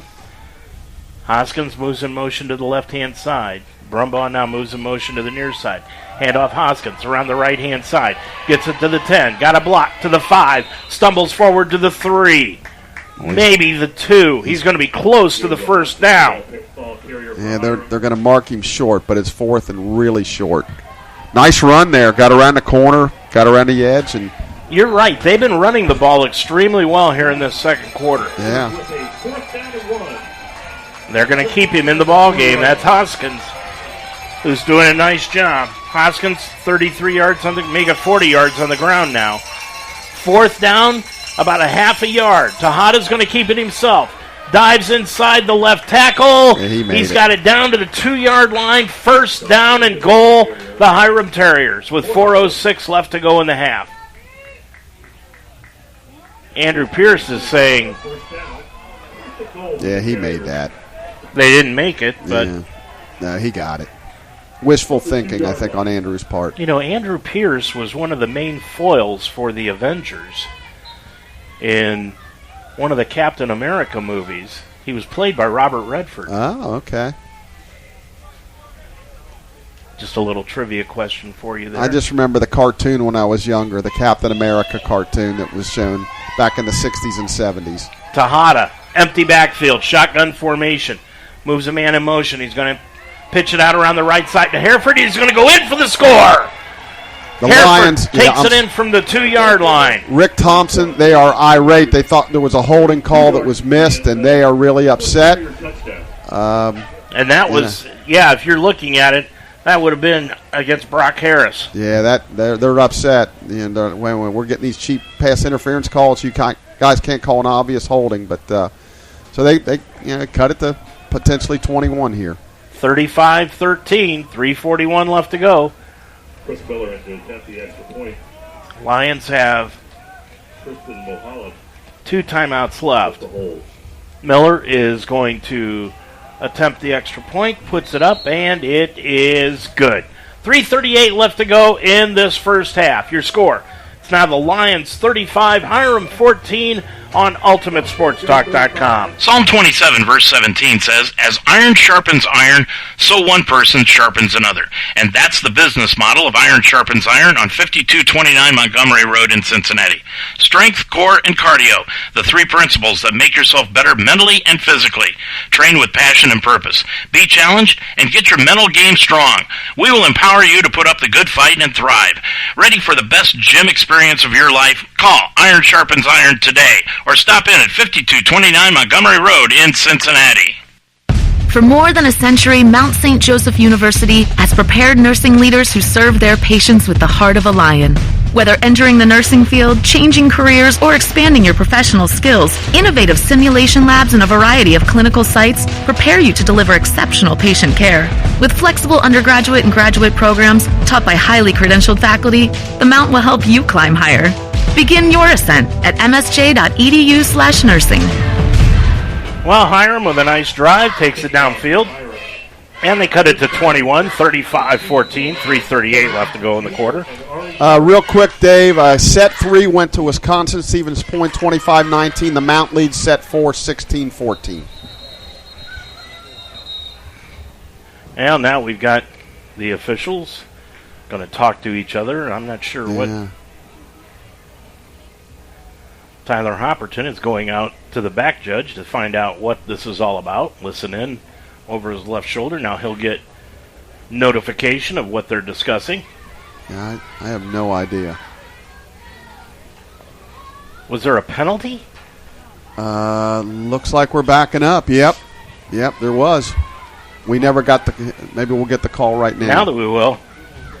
Unsportsmanlike conduct, Mount St. Joe, number 2. 15-yard penalty. That's Tayshawn Brown. In a game like this, Dave, it's probably not going to hurt us, but we just can't have these silly, unsportsmanlike conduct penalties. Well, it's the second one we've seen this year, Chuck, where it's been just kind of quizzical that nobody saw anything going on except one official. Yeah, and I'm sure it was probably some type of language or taunting or something. You can't do it.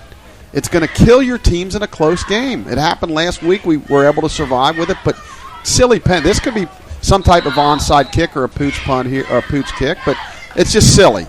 I've said it many times. It's selfish too. It's going to mark it up to the 50-yard line. If you're Hiram, do you go ahead and? Yeah, I mean, I would. Onside here. I mean, what do you got to lose? They're down by 21, 35-14.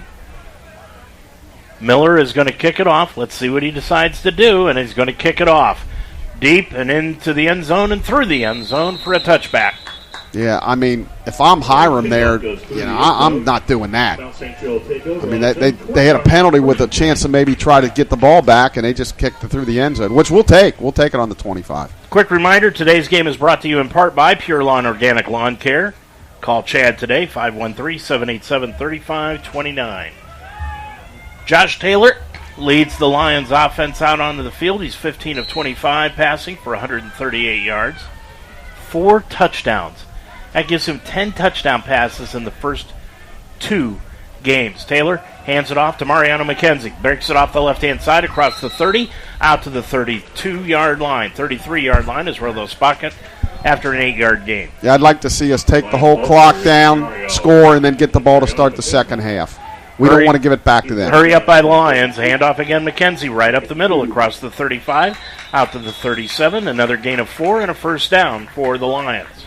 Yeah, I think we can pretty much run the football at will against these guys if we stick with it. I know we don't. Time's not on our side the rest of the half, but 13 first downs in the ball game, 244 yards of total offense by the Lions. Powell moves in motion out to the far side. Now dropping back, Taylor is going to throw it out to Powell, and it's complete at the 42. breaks a tackle and struggles forward and gets out of bounds at about the 45-yard line on a 7-yard completion. Yeah, the ball was tipped a little bit, and Gary was able to maintain concentration, catch it, and make a nice 7-8-yard gain. Lions with the ball at their own 46-yard line. Well, they're going to call it about 8 yards. 2nd down 2. Taylor, play action. Throws that's interference. At the key, incomplete. There it is, yeah. There's the flag. Yep. Jumping the route and trying to knock the pass away was one of the DBs out there, Tavante Rivas. Dave, if we didn't get that call, our whole sideline might have lost their minds. I might have been doing the game by myself. You'd have been gone. 237. How many games did you get thrown out as a coach? I think I've asked you this before. I think at the Mount 5, and maybe in my career, in summer baseball and stuff, another 4 or 5. I don't. But that's over 25, almost 3,000 games. That's not bad. Yeah. Oh, really? What would your wife say? Hey, you got sometimes you got to stick up for your guys, and if it means being thrown out. All right, it's a spot foul, so the ball resting at the 44-yard line of Hiram. Taylor with McKenzie in the backfield, getting a lot of playing time today. Dropping back, Taylor looks to his left. He's going to throw it out to Key. He's got him on the left side. Key goes up, and he got the ball knocked away and incomplete. Taylor underthrew him just a tad. Yep. Or if he'd have caught him in stride, that would have been a touchdown. Yeah, really, really nice recover there by Tavante Rivas, because he was open. The ball just floated a little bit, and he was able to get back and knock it away. Really nice defensive play.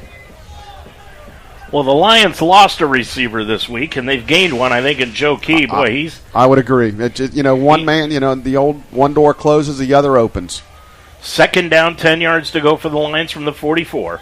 Dropping back, Taylor again, throws it out, gets it complete at the 40. That's Zane Dine. Dine struggles forward. He'll be stopped at the 41-yard line. That's a gain of about 3. And it's 3rd down now. And they'll call it 7 yards to go. He couldn't quite break the tackle. Looked like he was going to spin out of it. Nice defensive play, though. Ari Turner's in the backfield.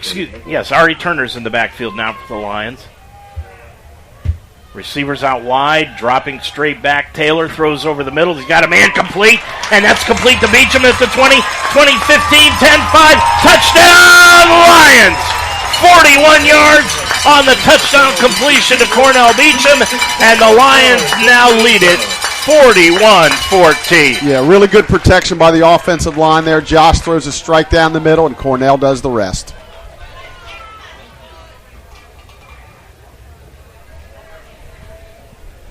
$1:49 left to go in this first half, and Farsing will come in to attempt the extra point.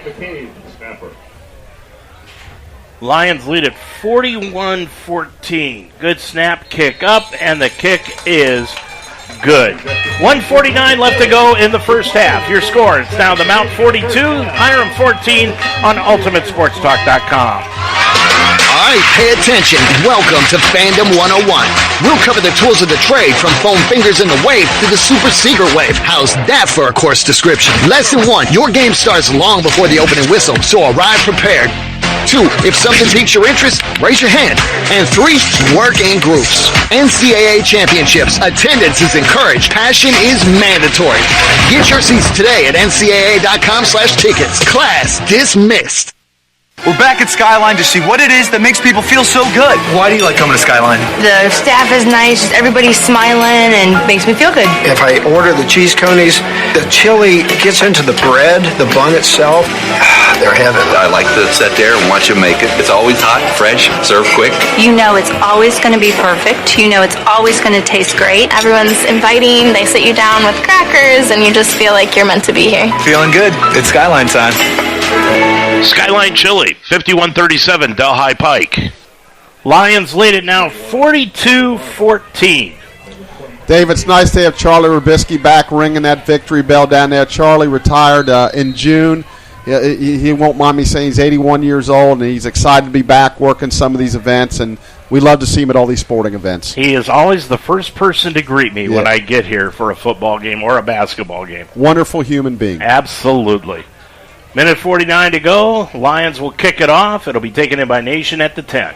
Cuts it right up the middle to the 15-20. Finds a hole out to the 25-30. And he's going to be stacked up by about 5 or 6 Mount St. Joseph Lions and brought down at the 33-yard line.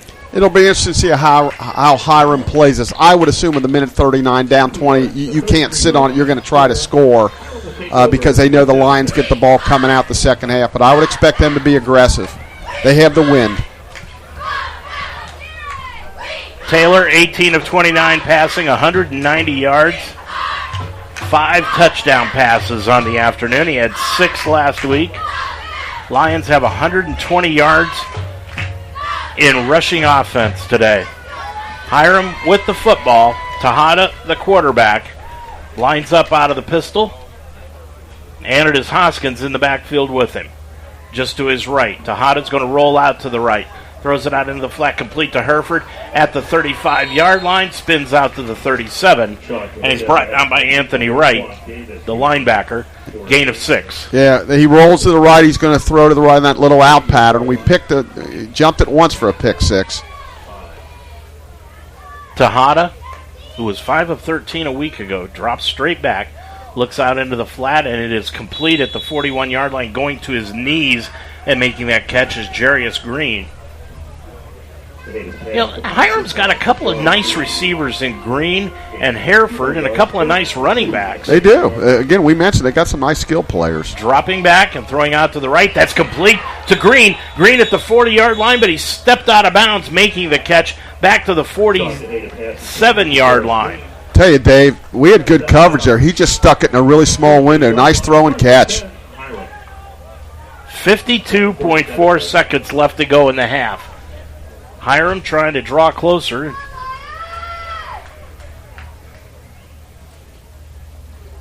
Tejada looking things over. Moves a man in motion. That's Hoskins. Out. Play clock at 15. Tejada looks over to the sideline. Now backs out into the pistol as Hoskins comes back to the right of it. Receivers out wide. Dropping back to Tejada. Looking to his left.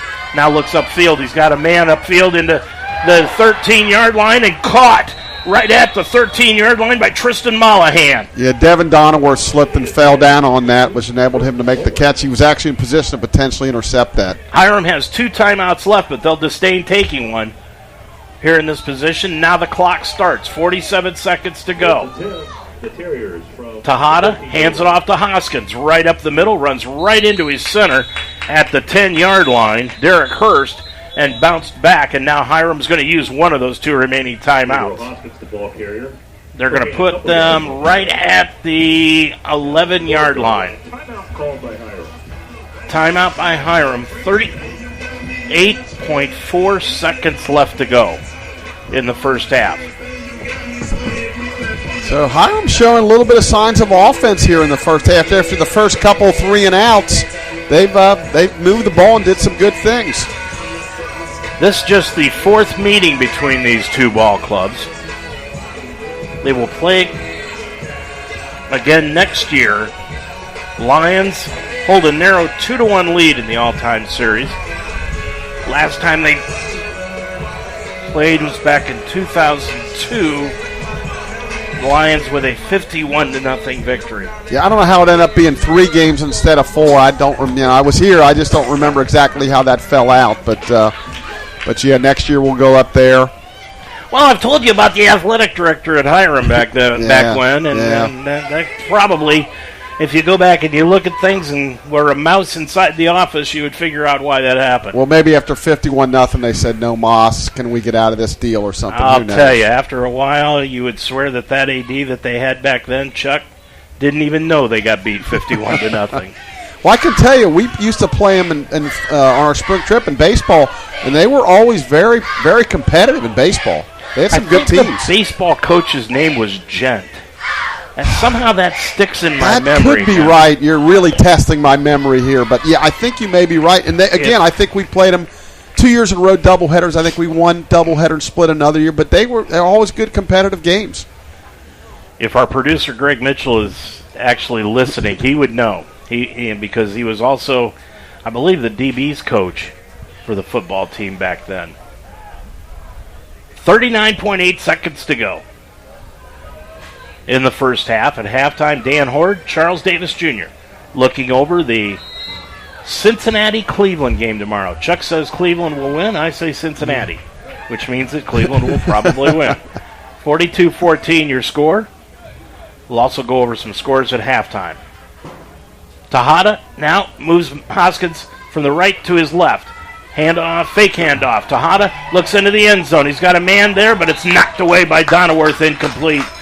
Tried to go to Davis Hereford, and Donaworth with good coverage from that free safety position. They knock it away. Yeah, really good coverage, Dave. He had nowhere to go. They tried to jam it in there. Lucky on the deflection it wasn't picked off. 35.3 seconds to go.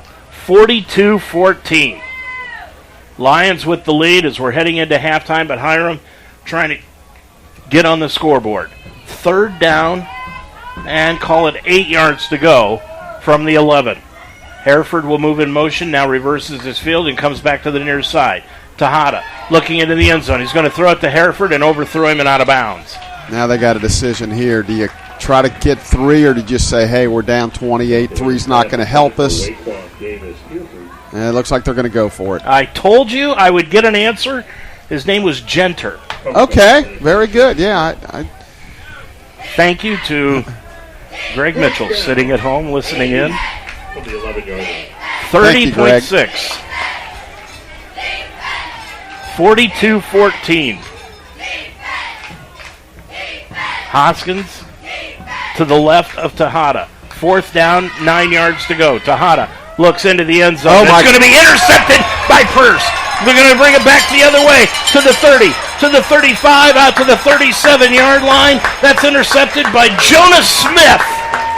Yeah, he threw it right to him. The receiver, they weren't on the same page. And I'll tell you the truth, Dave, I thought it was a pick six. I thought it was going to be a 100-yard interception return. But nice job. Nice stand by the Lion defense there to keep him off the board. I agree with you. I thought he was gone, but then Hiram caught up to him and brought him down at the 37, make it the 38-yard line. There's 21.1 seconds to go.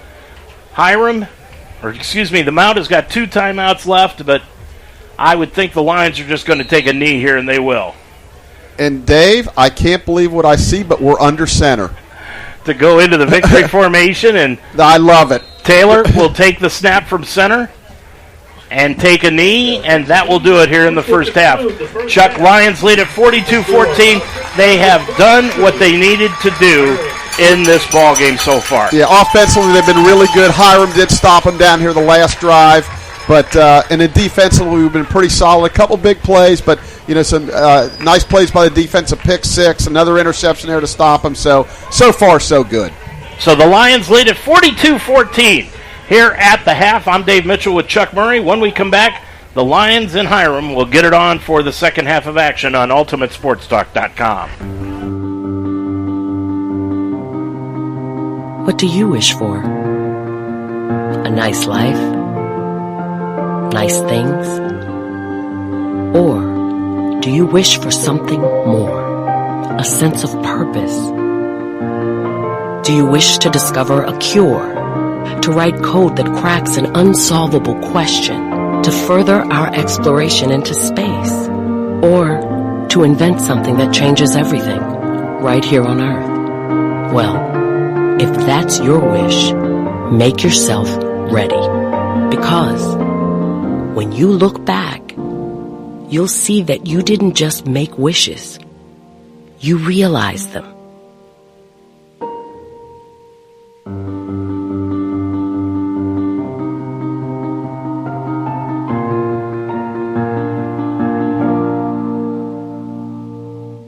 It's time to upgrade your unis and that complex your league has been playing on for years. If that's the case, call Scott Lawson of BSN Sports.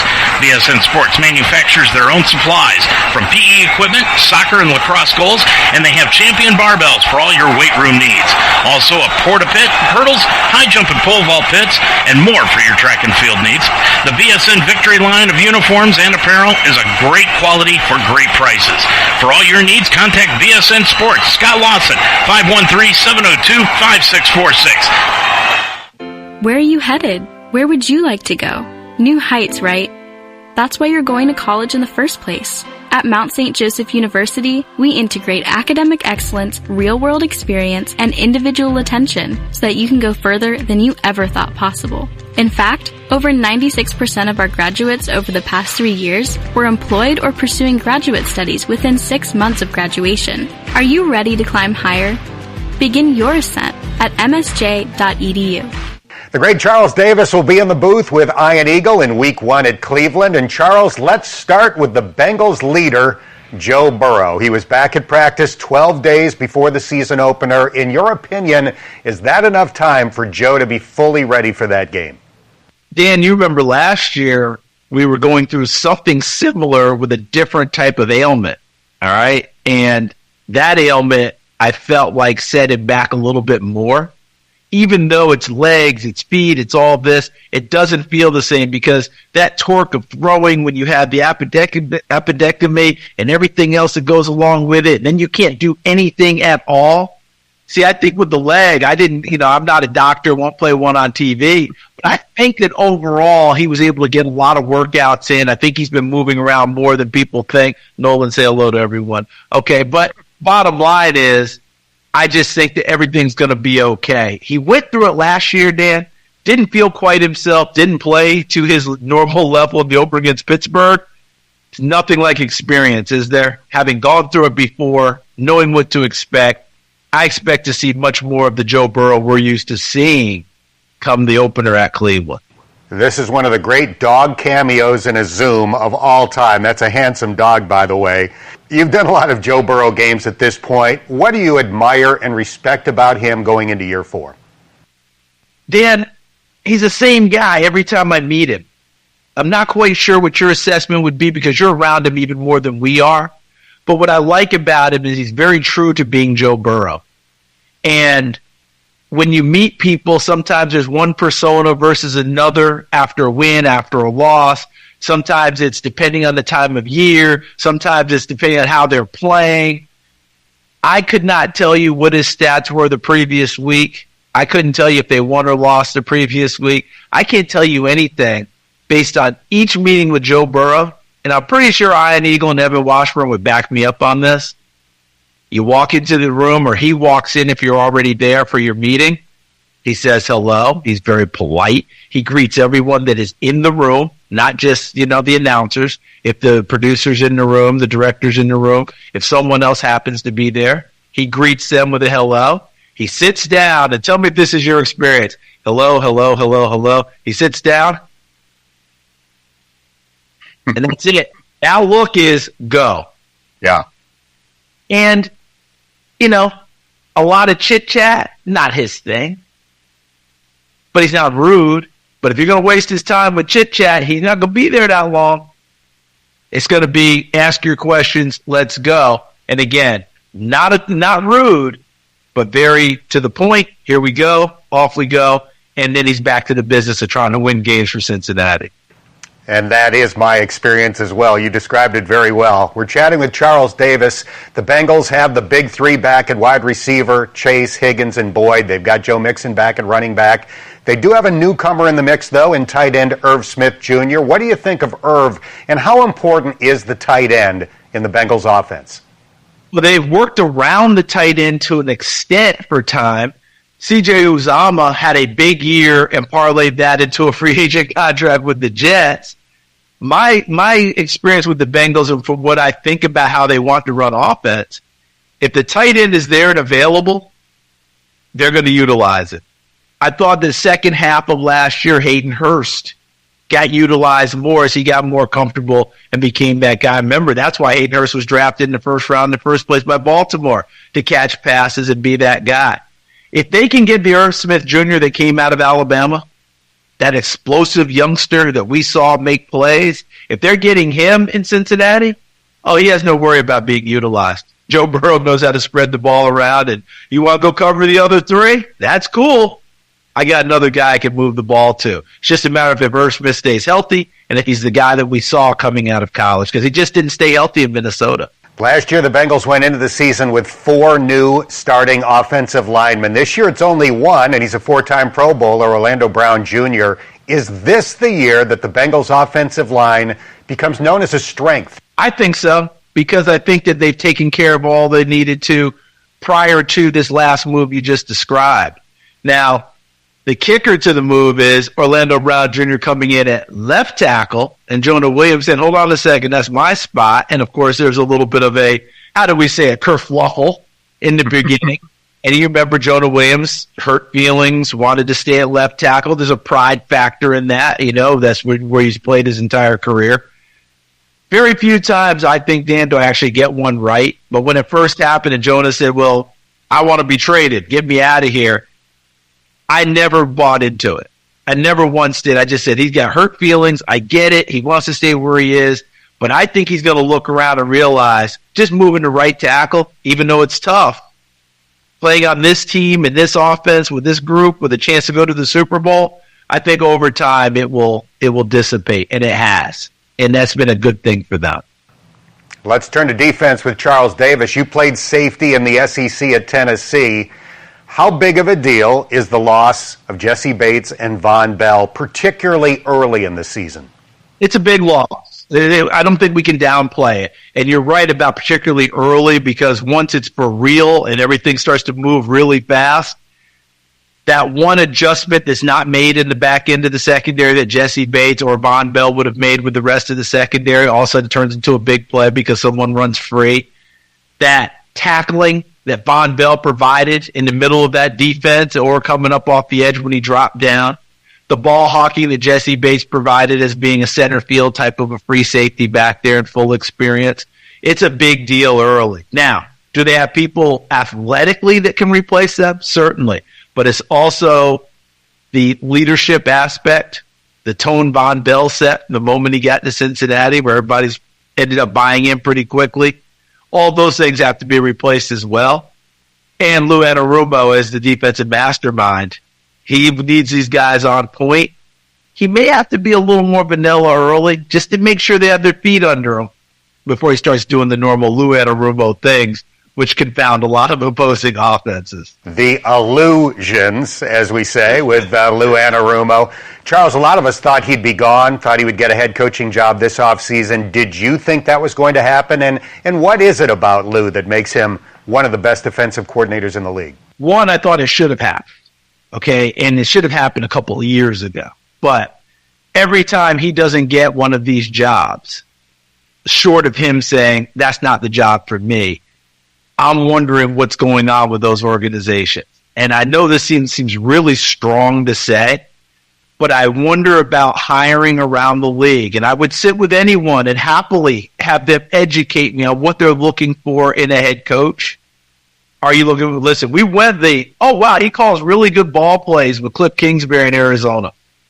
And I like Cliff. I covered him in college. I would hope that he would consider me a friendly person with him, whether he considered me a friend or not. But I questioned it from day one, and I'd be happy to say it. Are you kidding me?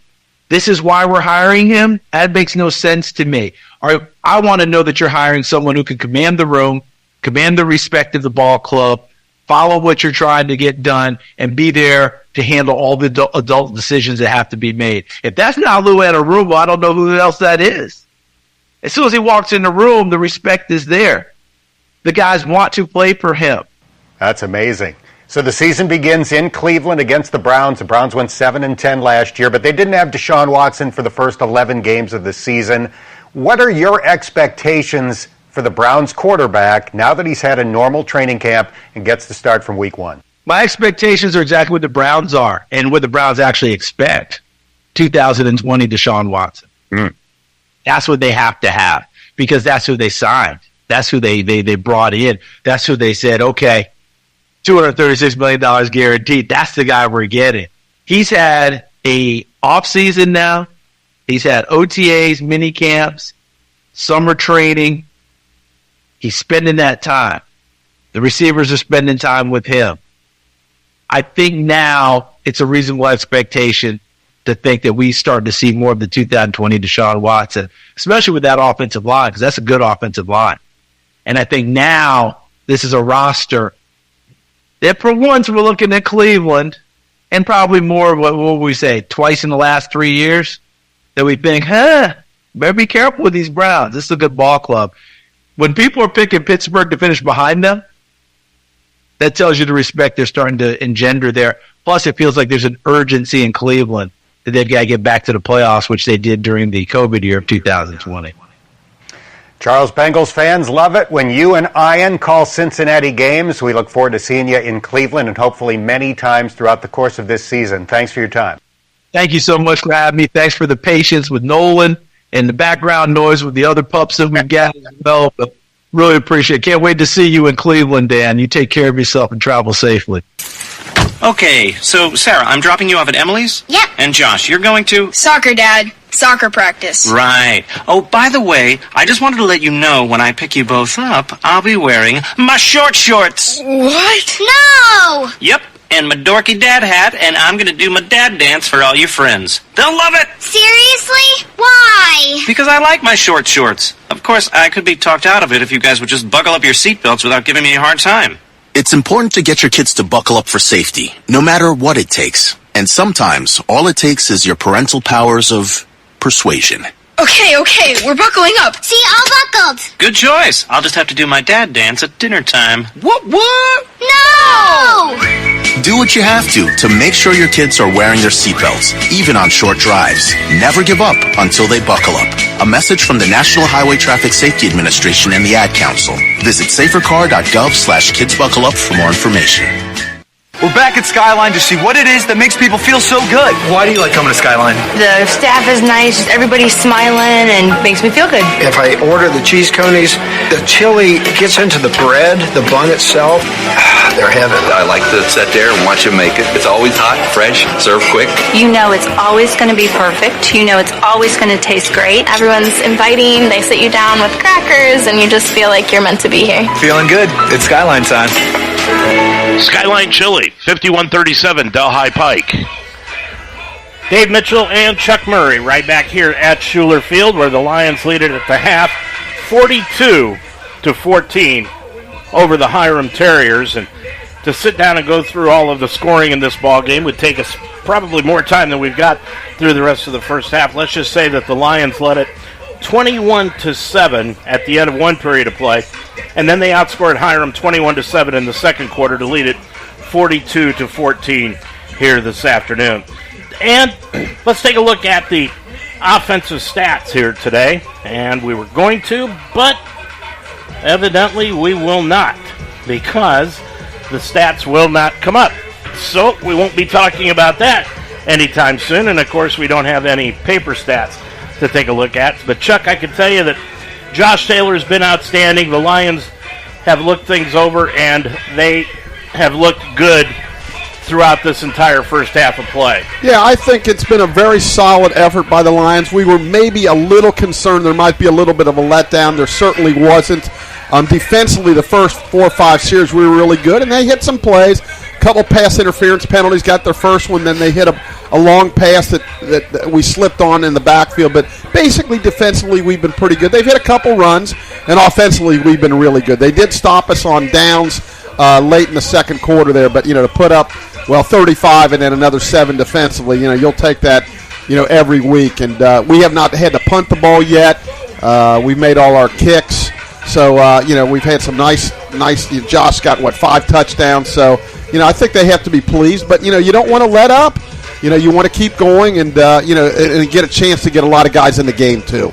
The Lions have run 44 plays in this first half, Chuck, 309 yards. Hiram has run 45 for 186 total yards. That's an interesting statistic there. It tells you we're doing a lot more with it than they are. It was kind of like it was last week. Remember, the plays were pretty much the same. I think they were identical at 84 apiece, but there was just 10 yards difference between the two clubs. Well, and then you look at it, we're on pace for basically each team to get almost 90 plays. That's a lot of plays in a football game, Dave. Lions 119 yards rushing on 15 carries.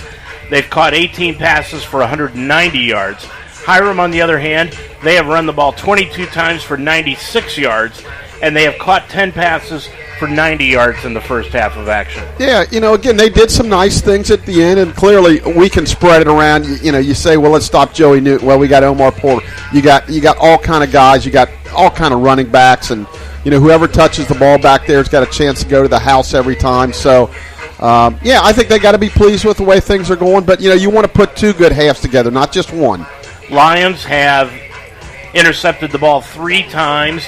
Meanwhile, they have not turned the ball over as of yet today. Third down efficiency, the Lions 4 for 7 on third down efficiency, 2 for 3 on fourth down. Hiram 3 of 10 on third down, and they are 1 for 2 in fourth down efficiency. Yeah, again, statistically, that's obviously very good third down conversion. You're over 50%, and then we were close enough, to make fourth down 2 out of 3 times. So basically, we just didn't make a first down on one time when we were down there, and he threw an incomplete pass on fourth down. But, really good, solid half offensively in the first half. And, I kind of want to see him run the ball a little bit more this half, give them guys some carries. And I know they want Josh to throw it and the guys to catch it, but, I'd like to see the running game because, what was it, 19 carries, almost 10 yards a carry. How much do you think we'll see Taylor here in the second half? Yeah, that's a good question. I think it depends on how the first couple of series go. If for some reason Hiram scores a touchdown, because I think, if I'm not mistaken, it was last year or 2 years ago, we got a big lead and took everybody out, and then, if I recall, we had to put the first team back in. I think it got to within like a couple touchdowns. So I think they want to be good and sure. I would think at least halfway through the third quarter. But again, if we score 2 quick ones, maybe he comes out. But so I guess it just depends what Hiram does. Well, it's 42-14. The Lions leading it here in the half. And when we come back, the Lions will have the lead by that 28-point margin. I'm Dave Mitchell with Chuck Murray. Second half action coming up next on UltimateSportsTalk.com. Teaching is my calling. So when I needed to renew my license, I chose Mount St. Joseph University. The Mount offers the only program in the state of Ohio that allows you to combine 2 education endorsements to earn a graduate degree. In less than 2 years, I combined the reading and gifted intervention specialist endorsements. Classes were convenient, fully online, and I received personal attention from my professors. The Mount helped me climb higher in my career. Begin your ascent at msj.edu/Ohio. The word settle isn't in your vocabulary. You do what's best for your family, your friends, your community. But is something missing? Are you looking for more from your job? The right position is so much more than a paycheck. It's an opportunity to improve, to grow. We're here to help. At Nesco Resource, we believe that one job, one opportunity can change everything. We'll help you find the right fit, one that doesn't mean settling. Let us get to work for you. Pure Lawn Organic Lawn Care is a family-owned lawn service using organic-based turf food. Pure Lawn feeds your lawn a healthy diet of plant nutrients using 97% less chemicals. Pure Lawn customizes a program to fit your budget and expectations. That means satisfaction. Annually, they have a retention rate of over 90%. Pure Lawn Organic offers free service calls. Pure Lawn Organic is the leader in Cincinnati and Dayton. Call today. Pure Lawn Organic Lawn Care at 513-787-3529.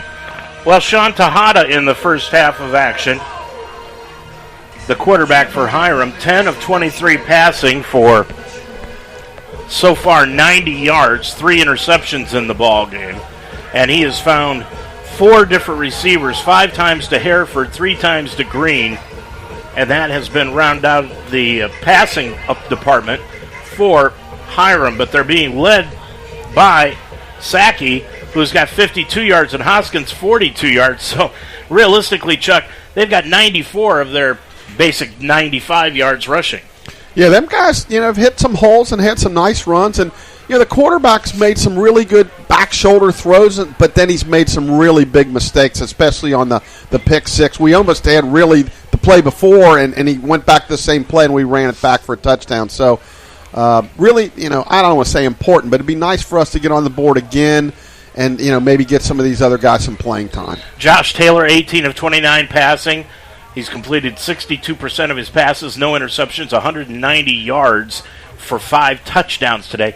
He's got a quarterback rating in this game of 174, and he has completed passes to 9 different players. Yeah, if they had fantasy football in Division III, he'd be my first pick. Absolutely. I mean, he's not running the ball as much as he did the last 2 years, but boy, is he spreading it around. And also the Lions, rushing-wise, are being led by Beecham and Gifford, with 35 yards each. Lions will get the football going from right to left across your computer screen. It will be Miller getting set to kick this thing off. Lions leading it here at the half, 42-14. Back set to return. And that is... Turner's one of them. Looks like Ari Turner, and Holt is the second one, or is that Price?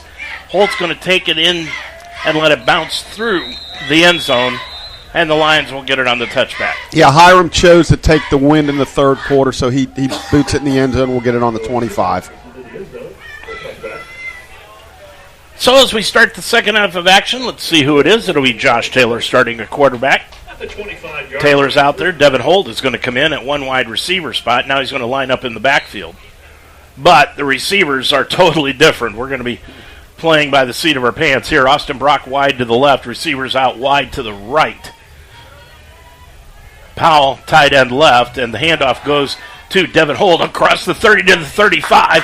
He gained 11 on the first play of the second half, and it's a first down for the Lions. Yeah, honestly, that's what I want to see in this second half. I want to see them run the football and put their will against them a little bit. Again, half hurry-up offense, and the handoff goes to Holt off the left tackle, and he gains 3 out to about the 40-yard line. Zane Dine's going to come into the ball game. Leading the contest is the tight end. Gain of 4 to the 40-yard line. Second down and 6. Jordan Townsend. Moving in motion is Ari Turner. That's Brock in motion, excuse me. And now Taylor's going to throw the ball over the middle, and it's incomplete. Tried to get it to his tight end, L.A. LaFrange. Yeah, he was wide open. He broke open, and Josh, I think he tried to guide it rather than throw it, and he just kind of he short-armed it almost like an infielder, and it bounced. Third down, 6 yards to go. Call it a short 7, long 6. Yep. Not many people have left here at halftime. They've stuck around to watch this one. Now the Lions are going to go empty backfield, pure shotgun. Receivers out wide on both sides, trips to the near side. Dropping back Taylor. Taylor looking upfield. He's got a receiver. And grabbing it at about the midfield stripe is Dylan Novak from Mount Orab Western Brown High School. He got it out to about the 44-yard line, gain of 4, but it'll bring up 4th and 2, and the Lions will punt it away. Yeah, first punt of the day. Again, the route was a little short, and just couldn't get just couldn't get the first down, so we're punting into the wind here. Back set to return is Malachi Nation, the junior from John Hardin High School in Chula Vista, California.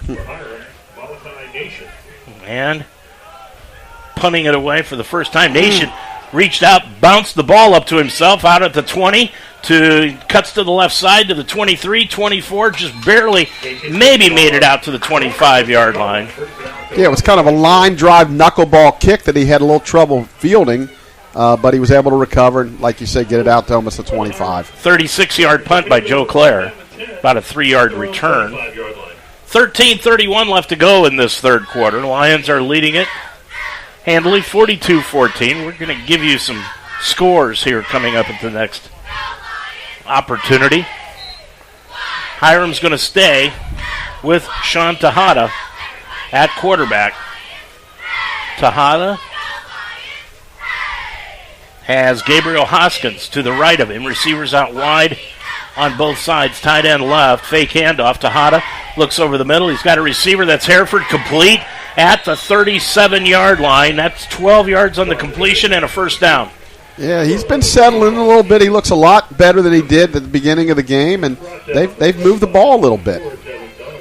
First down 10, ball at the 37. In motion, the tight end to the near side. Fake handoff, and the ball gets thrown out to Brumbaugh, the tight end, caught the pass, gained 5. And it'll be second down and a long 4. Have us on our heels just a little bit defensively here. Second down, a long 4 to go. Hereford slot left. Running back Hoskins, he stayed into the game most of this second and third quarter. Now Hoskins gets the handoff off the right side to midfield. He's gained about 6 yards, and it's a first down on the play. Again, having some success, throwing short passes, running the ball off tackle, and they're at midfield. Hoskins now 7 carries, 48 yards. First and 10. Ball right at midfield. Handoff Hoskins around the right end, the short end of the field. And he's going to be hit and dropped just inside the 50. You look like Anthony Wright on the tackle and a couple others. Second down 9. Next week will be at Hope. That will round out the non-conference schedule. Yeah, the HCAC plays a 7-game conference schedule, so 3 non-conference and 7 league games. Second down, 9 yards to go, just a long 9 yards to go, actually closer to 9.5. Tejada moves Hoskins in motion out of the backfield. Here come the Lions on the blitz, and they throw it out to the left-hand side, complete on the play, up near the 42-yard line. Nice catch by Tristan Mollahan. Yeah, heavy pressure on him, and he got it away. Nice job. Mollahan made a nice catch along that sideline, picked up 8, and it's third down, 2 yards to go. 11:45 left in this third quarter. Clock continues to run. Tejada with a tight end on the right side, Brumbaugh. 2 receivers out wide to the far side. Handoff Hoskins right up the middle, struggling to get to the 40. He needs to get to the 40 for a first down. He gets to the 41, so he'll be shy by about a yard, and now it's decision time. Yeah, I don't think there's any decision. They're going to go for it. But I figure they're saying, hey, 2 run. Now, 75's helmet, their big tackle came off, so he's got to come out for a play. So I wonder if that'll change their play call here. He is going to be replaced out on that far side by Joshua Ortiz, a freshman 6-footer. He's a svelte 300 pounds. Yeah, he was a big kid, too. I would expect a run here, but they're lining up like it. Well. Tejada out of the shotgun. Brumbaugh tight end right. Spread offense, 4th down and a yard to go. He's going to take the snap. Hand off to Hoskins, running deep. He's going to be hit at the 35-yard line, the 45-yard line, and dropped at the 42. He lost a yard, and the Lions will take it over on downs, Chuck. Yeah, Brady Buller with the initial hit, and big stop by the Lions there. Try to go wide on 4th and 1, and the Lions were ready for it. Well, Josh Taylor's day looks to be over. It'll be Tyler Prather in a quarterback for the Lions, getting his first opportunity to see some action today, the junior. 6'4", 210 pounds. Prather out of Coleraine High School. He's been the backup now for a couple of years for the Lions. 1st and 10, they take it over at their own 43. Handoff Mariano McKenzie behind the left tackle. Takes it out to midfield, the 50-yard line, gain of 7. Yeah, Mo, he always comes in, and he's got fresh legs. He always does a nice job. Good gain on first down. And, hey, I said let's keep running it. Second down, they gave him 8 on the carry. Brings up second down, 2 yards to go. Trips out to the near side for the Lions. As dropping back is Prather. Looks to his right, now to the left, and it is complete on the play to Austin Brock inside the 40 at the 38-yard line. Yep, wide open. Nice down and out. Just come back to the ball and wide open. 15 on the reception, and a first down for the Lions. Prather with McKenzie right behind him. LaFrange is the tight end left off the line. Receivers out wide. Prather's going to throw the ball again out on the left-hand side to Brock at the 31-yard line. And that's a gain of about 7, maybe 8 on the reception. You're making good yardage on first down. Second down, 3 yards to go for the Lions. 9:50 remaining to go in the third quarter. Prather, that snap, but he got it, handed it off to McKenzie. McKenzie takes it inside the 30, down to the 28-yard line where he's close to the first down. And it will bring up third down and less than a yard. 9.5 remaining in the third. Turner out wide to the left. Handoff goes to Gifford. Gifford up the middle to the 25. Broke a couple of tackles to the 20. Down to the 18-yard line. A gain of about 10 on the play for Gifford. And another first down for the Lions. He runs really hard, Dave. I'm really glad he's on our team. Well, Coach Hopperton said once he hits the field, he may not come off. And he's getting to that point where he is moving himself up the depth chart very quickly. Prather is going to throw the ball into the end zone. He's got Turner. Turner bobbled the football, but did he come down with it? No. They're going to, well, did he or did he not, Chuck? He didn't, but they're going to call interference against Hiram. But if he caught the ball, it's a touchdown. No, he didn't. He didn't come down with it. Didn't come down with it. Okay. Got his hands on it. Almost made a great catch, but the interference probably stopped the touchdown. And now the call from the referee. Boy, he cannot figure out this on-off switch. I mean, when we had it against us, he was pointing against them, and he wanted to point against us there. So. We spent 10 minutes trying to get this official's microphone worked into our mixer board before the game, and this guy can't figure out how to turn a switch on and off. I'd hate to see his electric bill. So it's first and goal for the Lions from the 3. Prather, handoff up the middle to Gifford. Gifford spins off a tackle into the end zone. And they're going to say he's down at about the half-foot line. Wow. Yeah, well, just give it to him again. Boy, I thought he spun into the end zone. Lions again, hurry up offense. Prather running it. Gifford in the backfield. Handoff.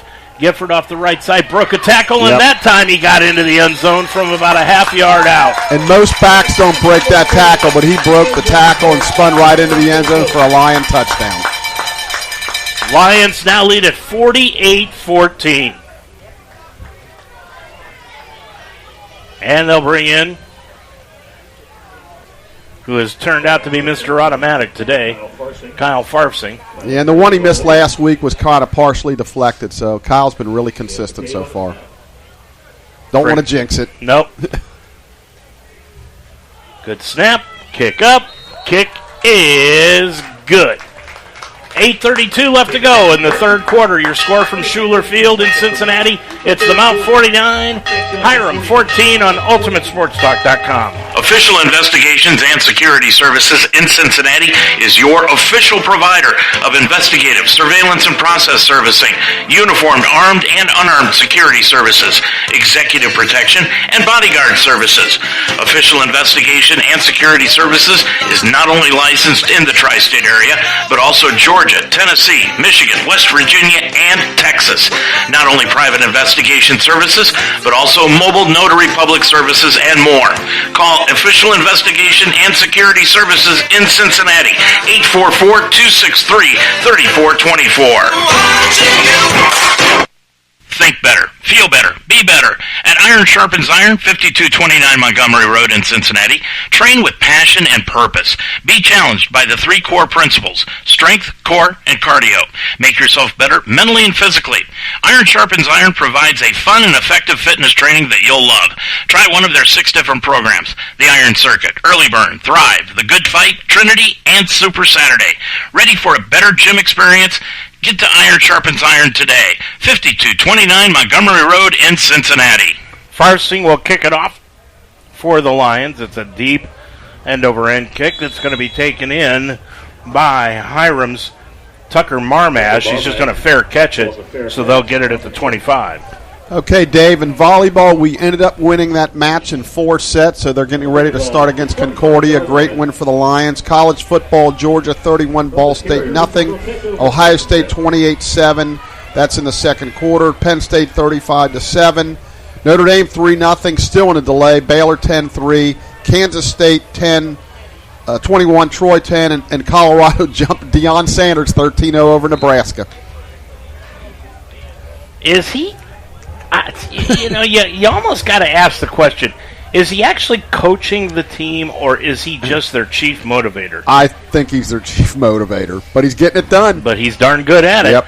Tejada starting out for Hiram, 1st and 10 from the 25. Hands it off to Hoskins, and Hoskins takes it right up the middle out to about the 27, gain of a couple. Imagine him being at your kitchen table trying to recruit. Wow. Would you ever get a word in edgewise? I'll tell you a story after this play about him. Well, we've got it. The official, the side judge, blew his whistle, came walking in, and now says, okay, what I thought I saw I didn't see, so we'll go back to playing. Second down, 7 yards to go. Ball to 27. Tejada. Out in the flat. Intercepted by Starks, and he's gone. Yep. 10-5, touchdown Lions. Yep. Those little quick outs, he read that like a book. Easy pick six for a touchdown. Nice read there by Deshaun.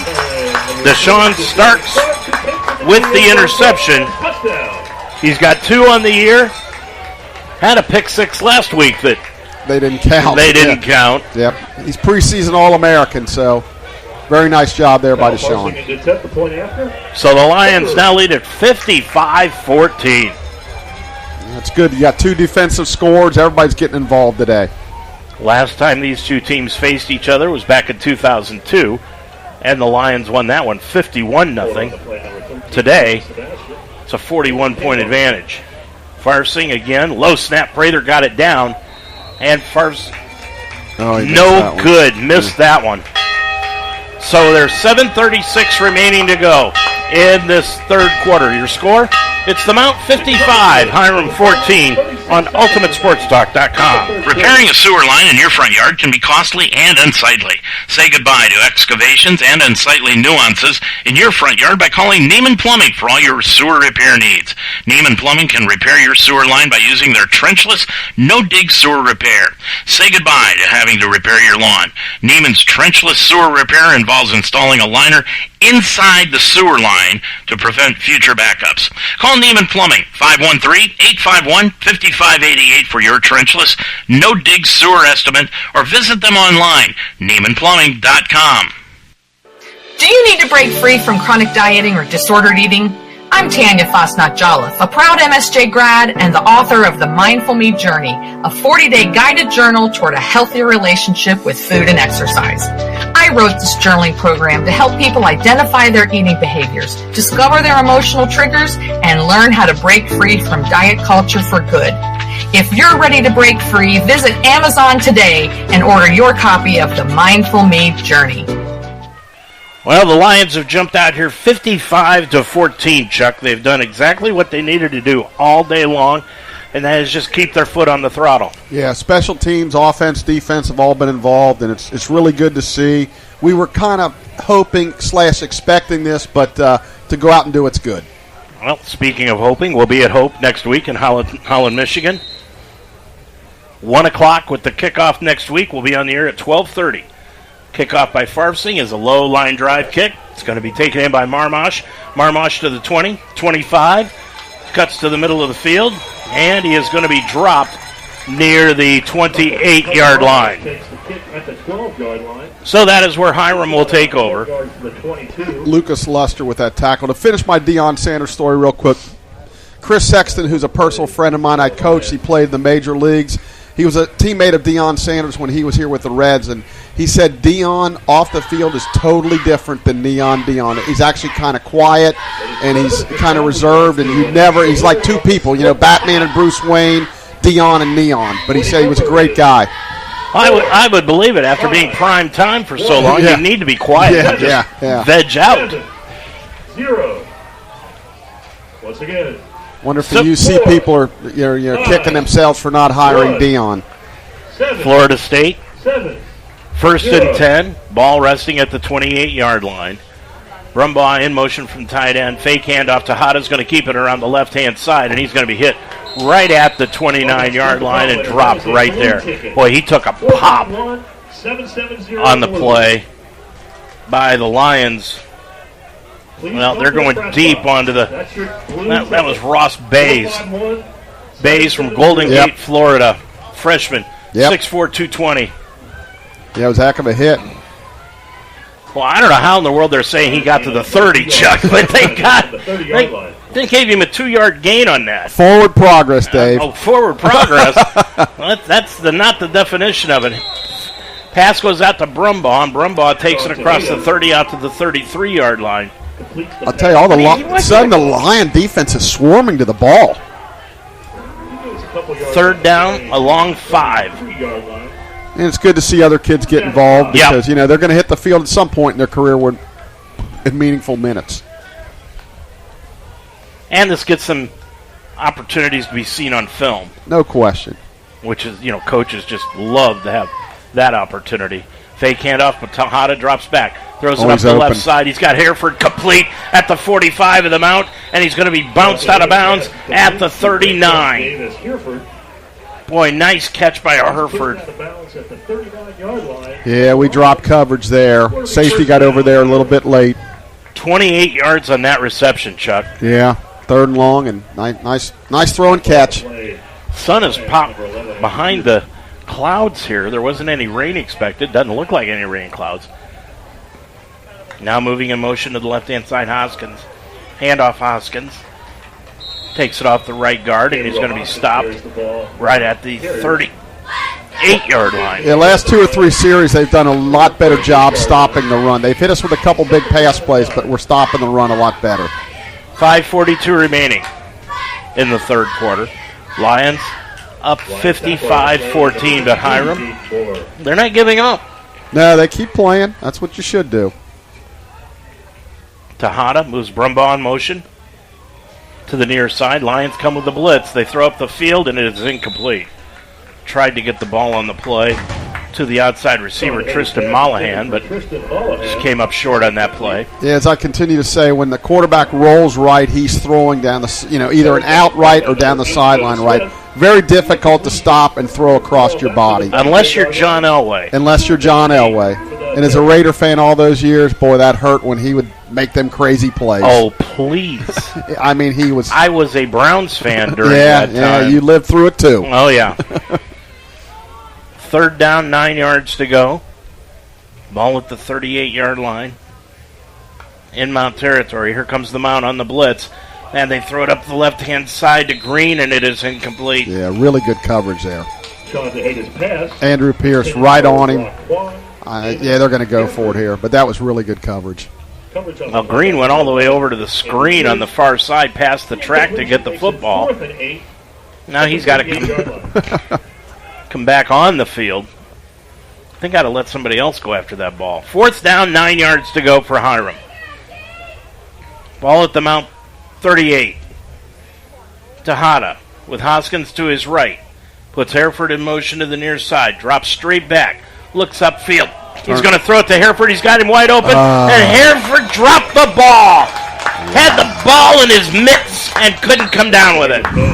Another breakdown in coverage there. He ran right by us on 4th and long. That can't happen, but fortunately for the Lions, he just dropped the ball. And we've got 75 for them is really upset. His helmet, I guess, got yanked off or something, and he's looking for a flag, and he didn't get one. Did not get one, and the Mount will take it over. 5:10 remaining to go. Or was there a flag? No, there was. No, they're just putting it back to the original line of scrimmage. So the Lions will take it over at their own 38. 1st and 10. Ari Turner is in the backfield for the Lions now. LaFrange, the tight end, key wide left. Handoff goes to Turner. Turner spins away from a tackle, cuts it to the 40, dropped the football, can't find it. Hiram got it back. Hiram dropped on the football. All Turner was doing was changing hands with it, and he dropped it, going from his right to his left. Yeah, that was one of them unfortunate. He spun out, he broke a tackle, had a nice run going, and coughed it up, and now they've got excellent field position. Hiram has it back at about, just 4 yards shy of where they were. Yeah. Back to the 42-yard line. Well, fortunately for us, if you're going to turn it over when you're up 55-14. 5:03 remaining. Ball at the 42-yard line of Hiram, and the Terriers will break the huddle over on the far side. So get up and yell for your Lions. Just let a hero, gyro offer or hero. Back into the ball game, by the way, is the right tackle, Donovan Mills. Remember, he left earlier with what looked to be like somewhat of a concussion, but he's back into the ball game at that right tackle position. Tejada out of the shotgun with receivers spread. Looks to his right, now rolls to his left, looks upfield, gets hit, tucks under, He's going to just put his head down. He's going to be hit right at the line of scrimmage and maybe picked up a half yard on the play. Yeah, really good pressure there. Lions came with an outside blitz and bottled him up. He was rolling to his left, and clearly he doesn't feel as comfortable throwing across his body like that, and just tried to pick up what he could. He got, like you say, maybe a half yard at the most. 4:35 remaining, third quarter. Lions leading at 55-14. Staying in the backfield is Hoskins. He's been the primary running back.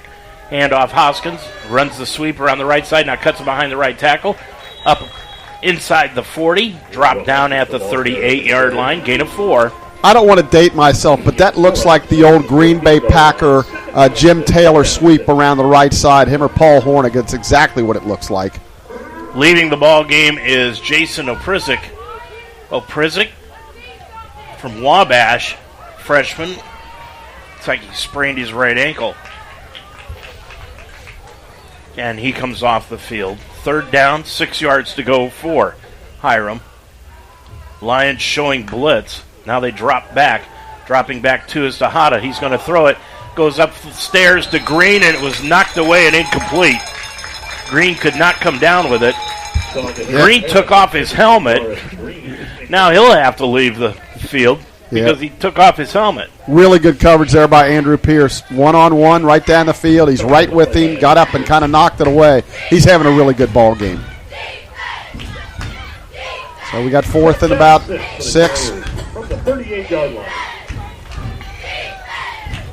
Fourth down, 6 yards to go.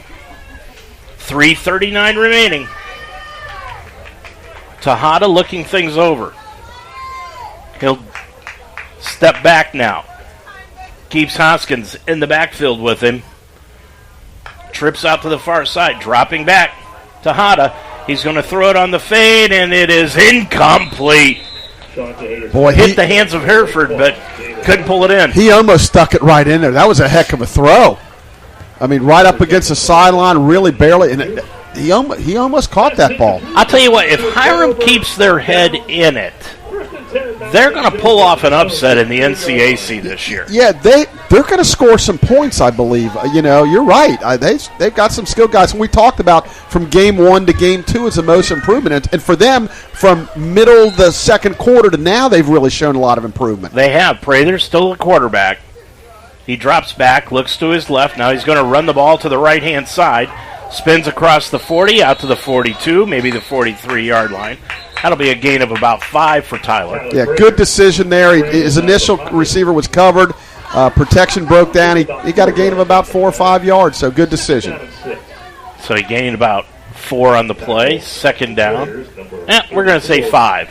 Looks like he's got a second down and 5 yards to go. Ball straight across from us. Prather looking at Caleb Corral.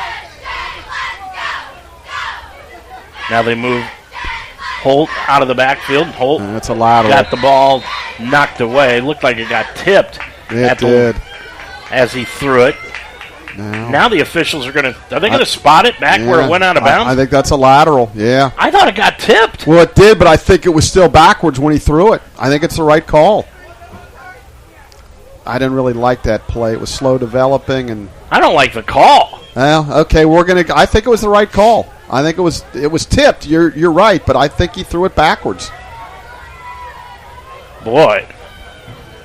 Anyway, they're going to spot it back to the 36-yard line. Dropping back Prather on 3rd and 11. Throws it out on the left side. Complete the key at midfield. He's going to be hit and dropped at the 46-yard line. That'll be a first down on a 16-yard reception. I can tell you, great throw, wide open. We found a good receiver there, Dave. Yep. He's going to really contribute as the year goes on. And he's fast. Yep, he is. Well, they're playing way off him. I'm afraid he's going to run by him. Trips out to the far side for the Lions. We're going deep onto our roster here towards the end of the third quarter. Prather, the backup quarterback, getting a lot of playing time here in the third. Handoff up the middle to Holt. Holt keeps his legs churning, spins forward, gets it down to the 38-yard line after a gain of about 3. Some of these guys may end up playing in today's game, and they have a JV game tomorrow against, I believe, I want to say Hanover. That might have been last week, but they have a JV game here tomorrow, so some of these guys will play in back-to-back days. Second down, 7 yards to go. Prather out of the pistol with Holt right behind him. Rolls out to the right. Prather throws over on the right sideline. Complete to Omar Porter near the first down marker. He's got it at the 35. First down for the Lions. He did a nice job getting his feet in. Check that. That was Michael Hunkus with the reception from Hilliard, Ohio. Freshman, 6'3". Yeah, gotta love it. Hilliard, Ohio, right outside of Columbus. 142. Got one away from Capital there. Yeah. Dropping back Prather. Prather throws it up. He's got Hunkus again. Nice catch by Hunkus on the sideline. Got his feet in and carried through with the catch at the 20-yard line. That was a heck of a catch right there, boy. Last pass he caught, he kept his feet in with a nice job there and a nice catch there. So, again, we keep rolling these skill guys out. Just got word that pass from Prather that I thought was tipped was not. Okay. Prather throws over the middle to Hunkus, threw it behind him, and Hunkus almost came in with it, but it got knocked free and knocked away. Well, I'll be honest with you, when I saw it live, I thought it was tipped a little bit too, but whether it's tipped or not, if it's backwards, it's going to be a lateral. So I thought the right call, but... Well, now wait a second. You can't tip the ball and it go backwards. No. He was throwing it backward because it was on the side the way he was rushing. At least that's the way I saw it. I love it when you and I fight. Minute 15 left to go. Your wife likes it, too, because it takes an argument away from her. Pass out in the flat. Hunkus caught the ball inside the 20 at the 20, make it the 17-yard line. And that's a 3-yard reception. Boy, Hunkus and Key today have come in here, and they're showing themselves something. Yeah, like you said, guys get opportunities, show what you can do, put it on film, and then all of a sudden the coach is like, hey, this guy, he can play too. Yep. You know, practice is one thing, and clearly they go by that, but boy, in a game, it's nice to be able to shine. 41 seconds left to go. Prather, fake handoff, rolls to his left, throws into the corner of the end zone, intercepted. Pass he never should have made, and the interception is brought down by Tavantas Rivas, his second of the year. Ill-advised throw. He was just covered, really covered up, and just tried to force it in there. And that's, you know, I'm sure he feels bad, but he just can't make those kind of mistakes. 32.1 seconds to go in the third. Lions with a 55-14 advantage. They'll be 2-0 heading into Hope next week. D3 football, I was telling you this before we went on the air today, D3 football is calling next week's game one of the big games in Division III football. You love to hear that, you know, when your school's name's mentioned amongst all the schools in the country, so that's good news. 1st and 10, ball at the 20-yard line, Tejada, hands off right up the middle and breaking it to the 30, 35, 40, and breaking it all the way out to the 41-yard line is Saki. Saki takes it out to the 41-yard line. They're going to spot him at the 42. Clock continues to run. First down, 22 yards on the run by Saki. Tejada out of the pistol. He's got Saki in the backfield with him. 1st and 10.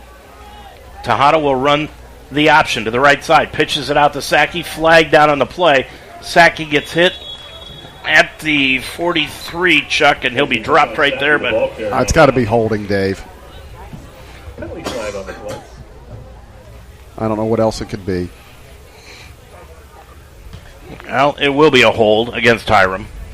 So they'll back him up. The quarter will end. There's only 3 seconds left.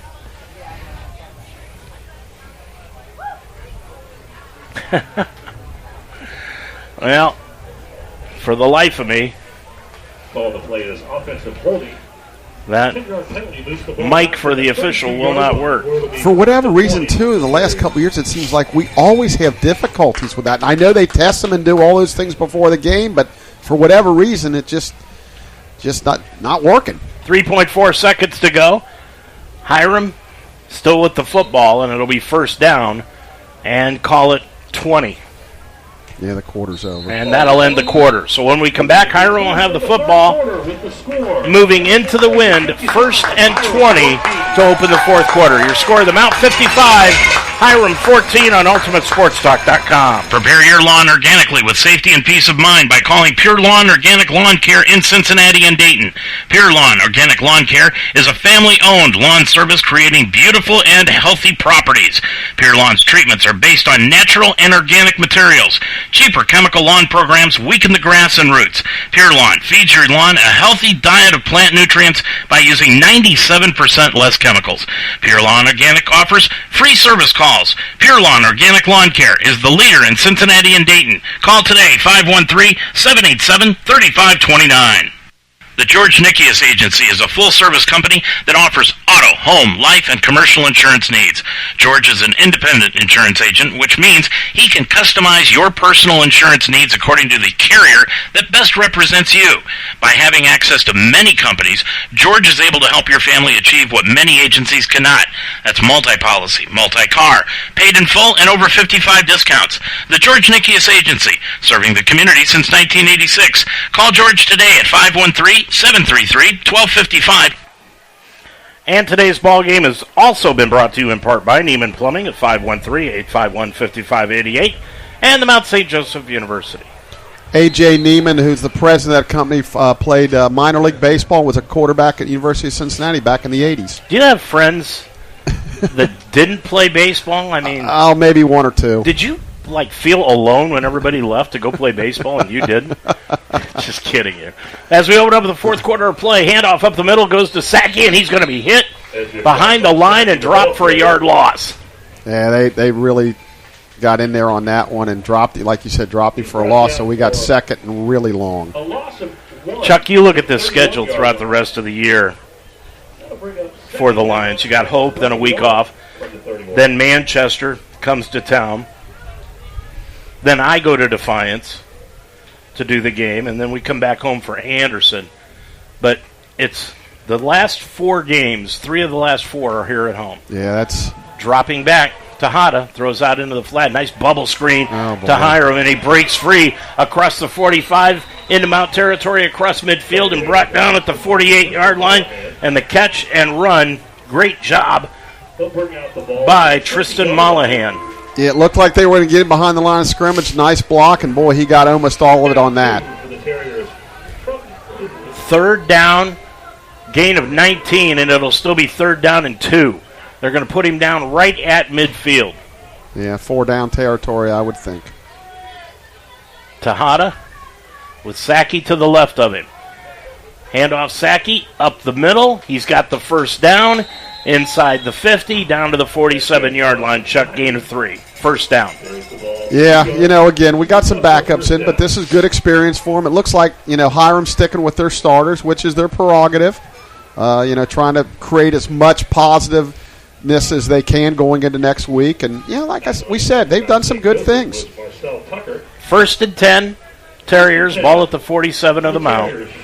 Tejada with Sackey to the left of him. Check it, that's the backup running back, Hoskins, and Tejada keeps it around the left side, then tosses it out to Brumbaugh, and Brumbaugh takes it inside the 35 and dropped at the 33-yard line. That's going to be a gain of 14 and another first down for the Terriers. Yeah, one thing I noticed on that play, they had some receivers blocking down the field before the ball was thrown. I think the officials might have missed an offensive pass interference there.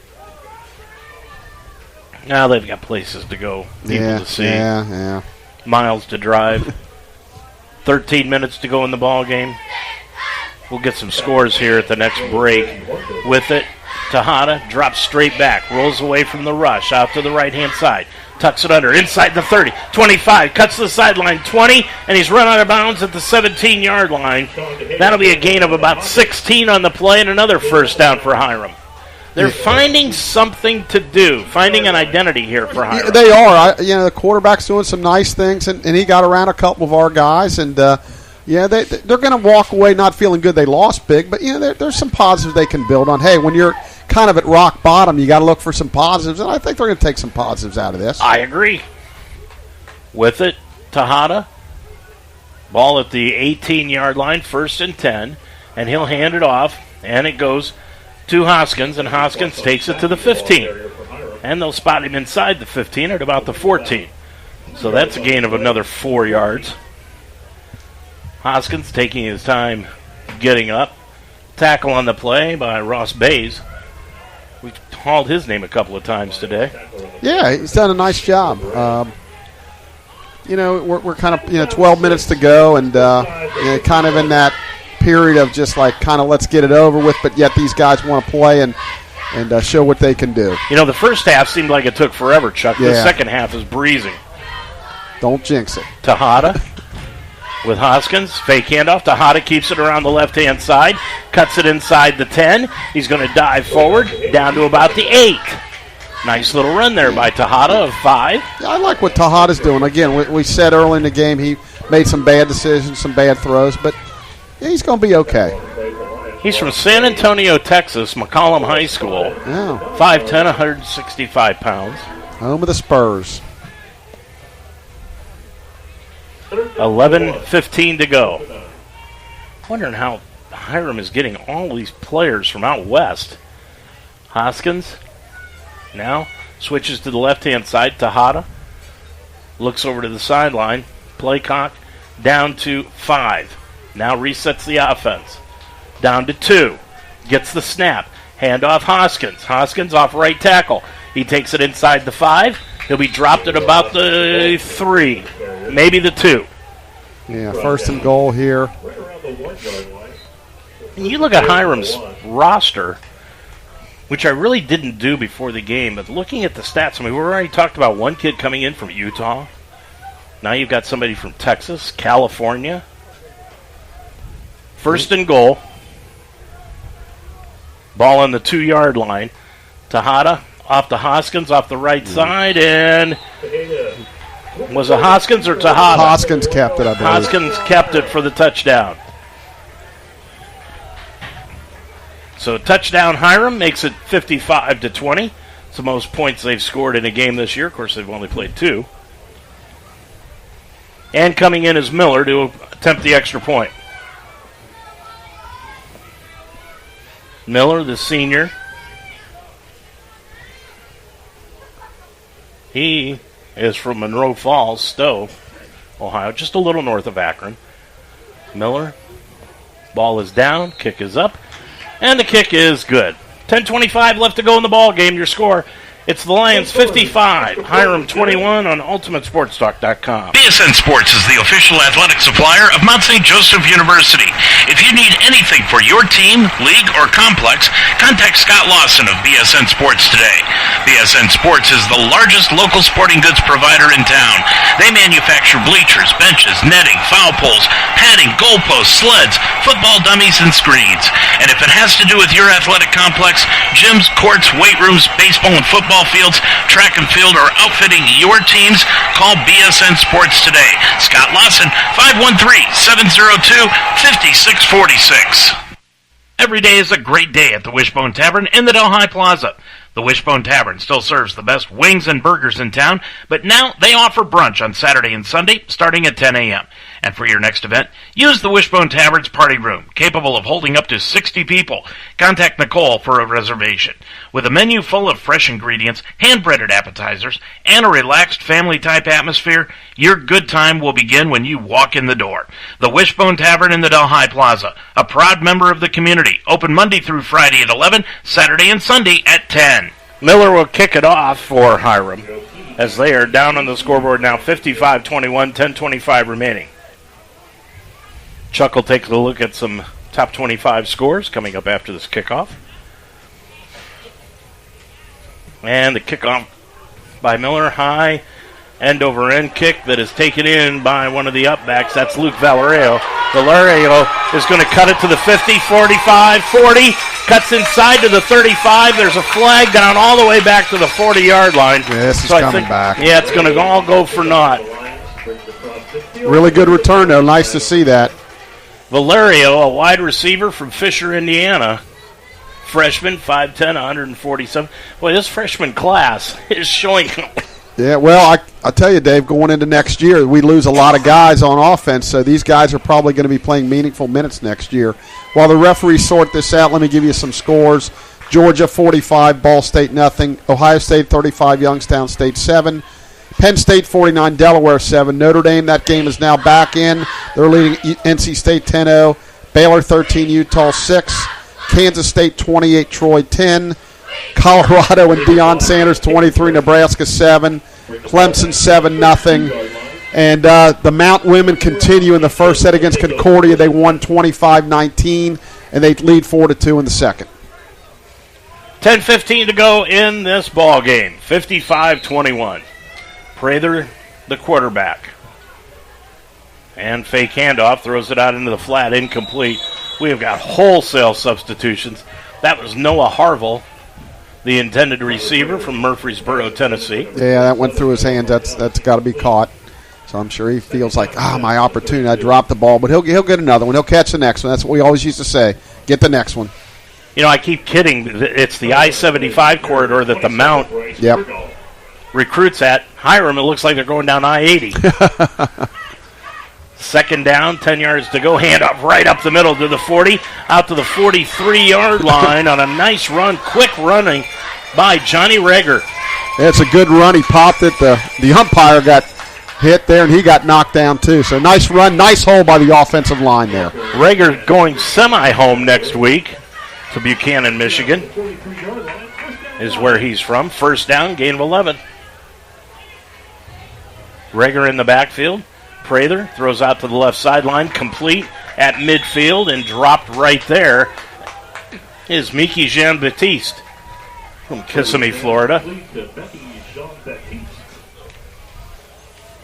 Yeah, with this depth chart, we're not going to need 2 deep. We're going to need about 4 or 5 deep for the rest of the game. But it's great to see all these kids getting an opportunity to play. No, I agree. It's fantastic. I'm just glad they make numerical rosters. Yes. For us to go by. Reger moves from the left to the right of Prather. Dropping back, Prather, heavy rush. He's going to get hit and dropped all the way back to the 35-yard line. First sack of the day. Or is that the second by the Lions? Yeah, I think it's the first. They blitzed up the middle heavy. We just couldn't protect it. And unfortunately, Tyler had no chance to throw it away. You hate to take, big sacks like that, but there's nothing he could do. Clock running, 8:53 left to go. Got a little note here on Hiram. Give you this after this play. Dropping back, third down and 18. Prather steps up. He's got it. Up the right side. He's got a receiver complete at the 40 to the 35 where he skipped out of bounds near the 35 at the 37-yard line. That's Noah Harville. Great protection that time by the offensive line. Tyler had all day to throw, made a great strike down the line. As you said, pulled in for a first down. Big gain. First and 10. Harville with a nice catch. Nice throw by Prather. Receivers out, split out as the Lions go spread offense, shotgun. Prather drops back on first and 10. Throws out to Harville again, and he's got it inside the 35 to the 33-yard line. That's a gain of 5 again. Yeah, again, I can't say enough good things. Coach Coral's offense, the way he dials these patterns up and plays, guys are just consistently open. And most of the time, Josh, and now in this case, Tyler, are executing these plays. 7:50 remaining. Second down, 7. Prather, good protection, throws upfield, and it's way over the head and incomplete of the intended receiver, Michael Hunkus. Yeah, a little miscommunication there. This is 4 years ago. The Terriers scored 21 points in only one game. These seniors already matched that from their freshman year and their second year. So they are bringing in some players to this football program that are making an impact right away. Handoff, Reger right up the middle for the Lions. Takes it to the 30, to the 29. Another 4-yard gain by Johnny Reger.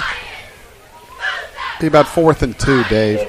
I love his name, Chuck. It's like a cartoon character on Saturday morning. Yeah, what was the one? Was it Johnny Fever? That was the WKRP guy, wasn't it? Yeah. And I feel Johnny Quest. Yeah. Remember Johnny Quest? Yep, and I feel like there was another Johnny that was a cartoon, but I can't think of it. Reger's like the cartoon character on Saturday morning. Yep. Put the cape on him. He's running right behind Danny Mabe at center. 4th down, 2 yards to go for the Lions from the 29-yard line of Hiram. Rager out in motion. Prather throws out to the left side, complete to Harville. He's got the first down at the 25. Yeah, nice route, nice throw. Threw it low where it couldn't be picked off, and nice job there. Under 7 minutes and running.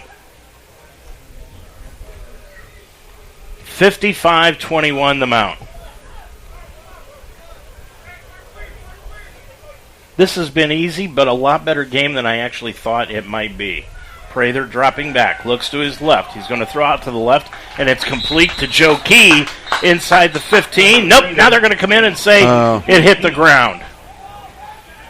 Key didn't know they didn't know. Yeah, he's not happy.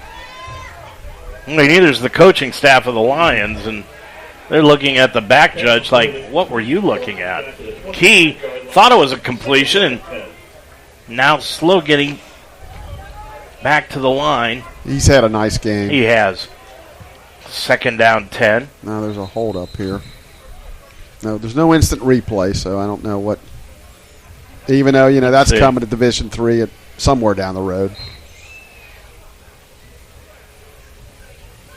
Second down. Ball at the 25-yard line. Prather took the snap, looks down the middle. He's got a receiver incomplete. That was Key. And breaking it up defensively was Keenan Markel Newsom. Yeah, that was a good play. It was almost picked off. He threw a little late there. Now take a guess where Newsom is from. Well, if it's I-80, Pittsburgh. Well, I-80 goes west, too. Oh, okay. And believe me, if you go I-80 west where this guy is coming from, you're swimming most of the way. Oh, wow. He's from Hawaii. Oh, jeez. Third down, 10 yards to go from the 25. Dropping back, Prather looks down the middle. He's got a receiver. That's Harville, and he got hit. Now they're going to call a penalty on Hiram. I'm not sure I agree with that one. I don't think so either. I mean, he threw it in a three-guy, triple coverage. It was high, and we're kind of getting bailed out here. Maybe it was an unnecessary hit or something, but I don't think it was pass interference. No. Anything, he couldn't have caught it. No, for sure. They're talking, and while that would be in favor of us, I don't see that at all. I don't see it either, Chuck. Yeah, let's see. But they're looking at the ball and where it's spotted, so I think they're going to go ahead and go for it. And they will call it. Yeah, personal foul. So that's what it was, an unnecessary hit after the throw, because that couldn't have been pass interference. I don't know why he's continuing to explain it. The mic isn't working. And it's not like he can't tell the mic isn't working.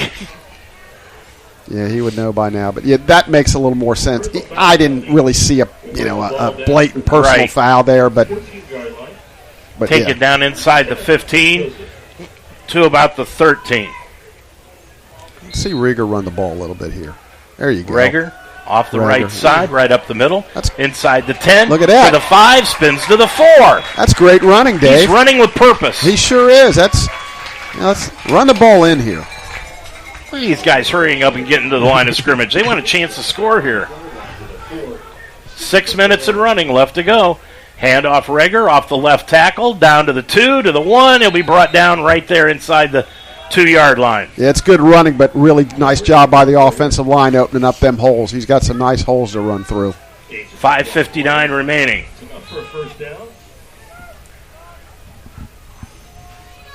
LaFrange is coming into the ball game at the tight end spot, but that's only because I think the Lions only have 2 tight ends on their roster.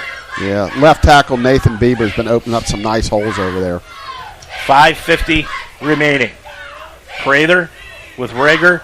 Handoff Rieger, left tackle, got hit at the 1. Boy, he's really close. And they'll spot him down inside the 1. And it's second down. And it'll be a short yard to go for the touchdown. Now Key is coming back into the ball game. I say give it to him again, but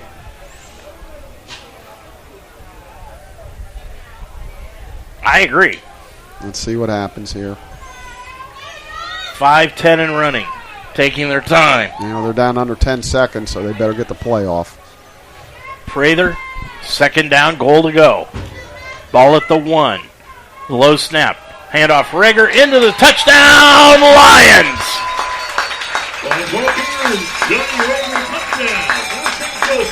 Rager with his first touchdown of the year. And the Lions have eclipsed the 60-point mark. They now lead at 61-21. Boy, Dave, I feel like I'm saying this, but I really like our skill guys. I mean, our 3 and 4 and 5 guys are really good players. We got a different kicker coming in here now for the extra point. And let's see who that is. Is that 93? Yeah, I believe that is Jasper Damewood. Damewood, 5'9", 209 pounds from Blanchester. 4:55 remaining. Damewood kicks it up, and it is good. 4:53 remaining in the game. Your score now, it's the Mount 62, Hiram 21 on UltimateSportsTalk.com. Sometimes circumstances require the services of a private investigator, and when that happens, contact Official Investigations and Security Services in Cincinnati. They specialize in surveillance, insurance fraud investigations, workers' comp, witness location and protection, accident reconstruction, and stolen auto and construction equipment. Official Investigations and Security Services also provides mobile notary services throughout the tri-state area. So for your needs, call the best. Courtesy, professionalism, experience, and results. Official Investigations and Security Services at 844-263-3424. My mom used to take Logan and I to Skyline. Since I got my driver's license, now he makes me go with him all the time and drive him there. I come home and he's just like at the door and he's like, can we please go to Skyline? I'm like, Logan, chill, we just got home. But it's fine with me because I love it too. Because it's like the one place that we actually like have like a conversation. And it just became like something really special for us, and now we do it all the time and we just love it. Skyline Chili, 5137 Delhi Pike.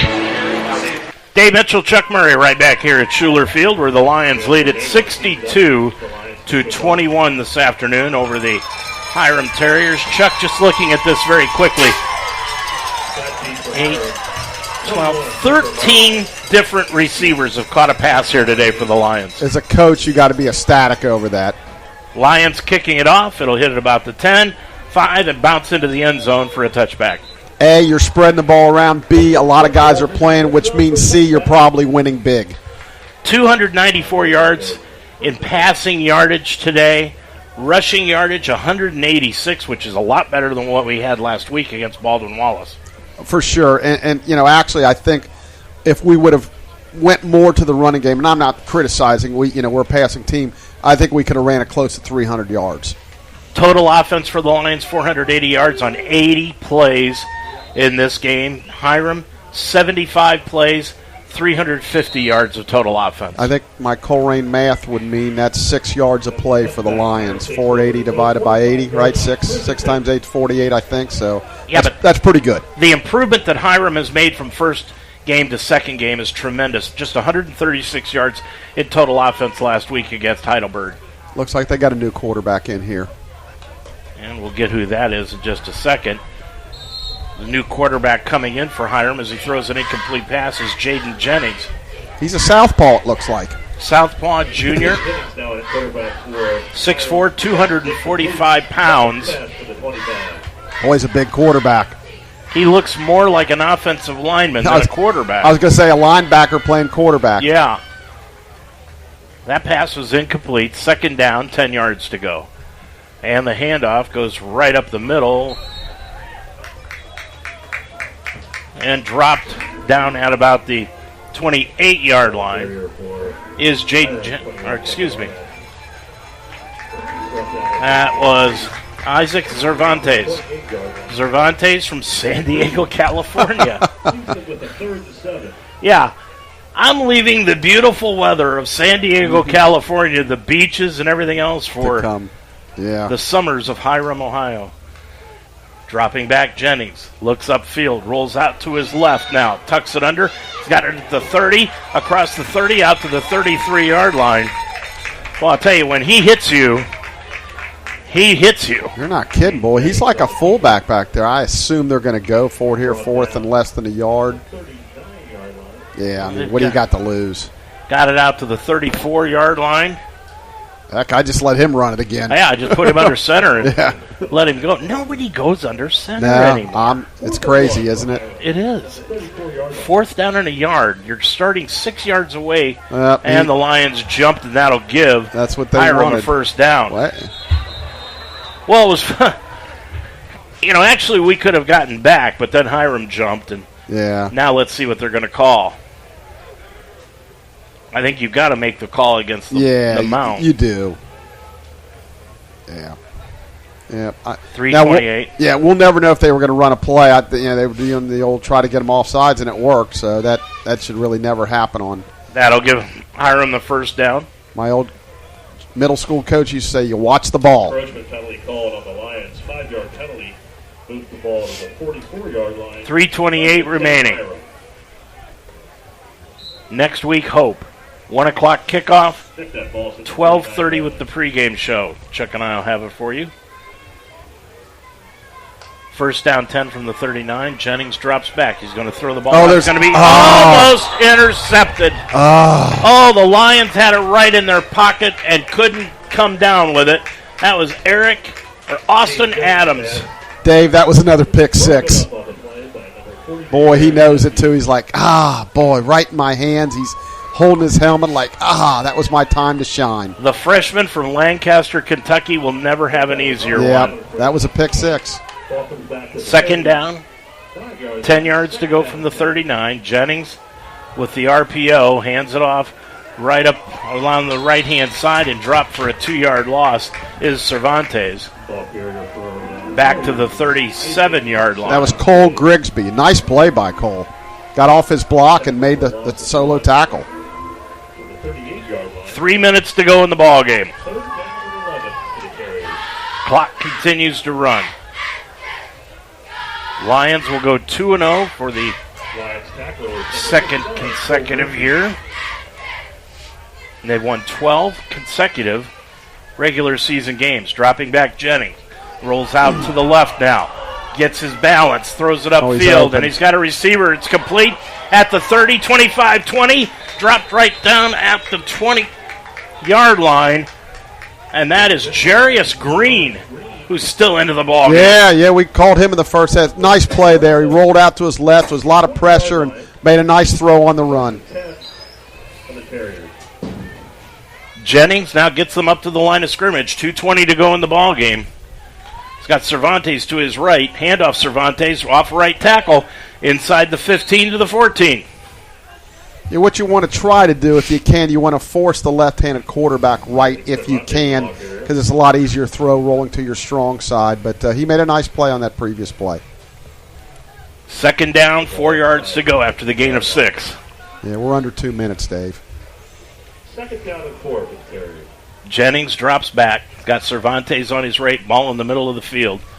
Green is out wide to the left-hand side. Jennings fake handoff, rolls to the right, and he pitches it to the tight end. Cuts it down to the 10-yard line. That's Umar Kasim. Kasim from Willoughby Hills, Ohio. That's a first down for Hiram, so it's first and goal. Just at the 10-yard line. 1:25 to go. Yeah, clock momentarily stopped for the first down. Now he's going to wind it. So the clock will move. Yeah, I'm sure Hiram would love to get in here. 62-21 Lions. Jennings, fake handoff, stands into the pocket, throws into the middle, and it is incomplete for Green. Threw it behind him. 1:09 to go. Intended for Jarius Green. Incomplete. See Josh Taylor down there on the sideline, Chuck, with his shoulder pads off. Yep. He had a nice day. And that's when it's tough with Joey Newton, his stuff. So it's, when you're, trying to build statistics for All-American stuff, but it's hard if you only play a half. But clearly the Lions did the right thing. Well, we're not the only one that doesn't, that right. Has to play a half. Jennings is going to cut it around the left-hand side and down the 10 to the 5. He's like a truck.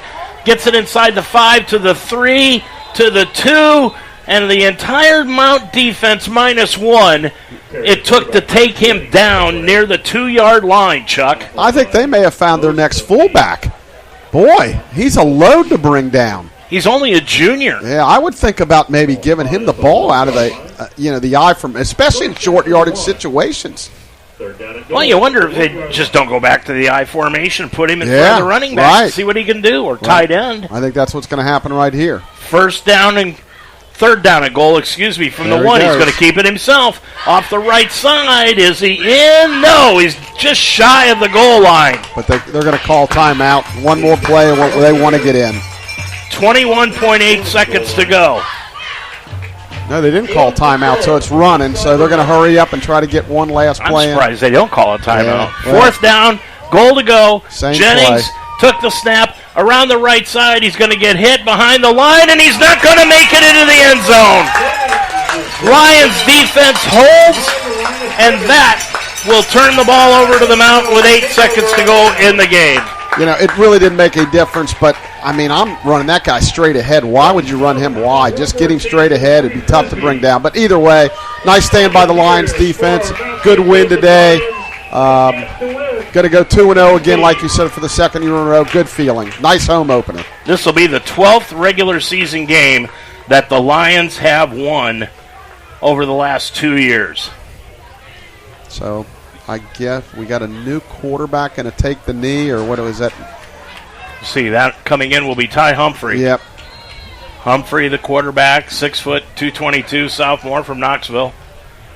He really can't take a knee because his ball's right at the 2-yard line. Going to hand off, I guess. He's going to hand it off inside. That'll do it as they run the ball right up the middle with Rager. Takes it out to the 4. 2 seconds, 1 second. That's your ball game. Put this one into the left-hand column as the Lions win it here this afternoon by a final score of 62-21.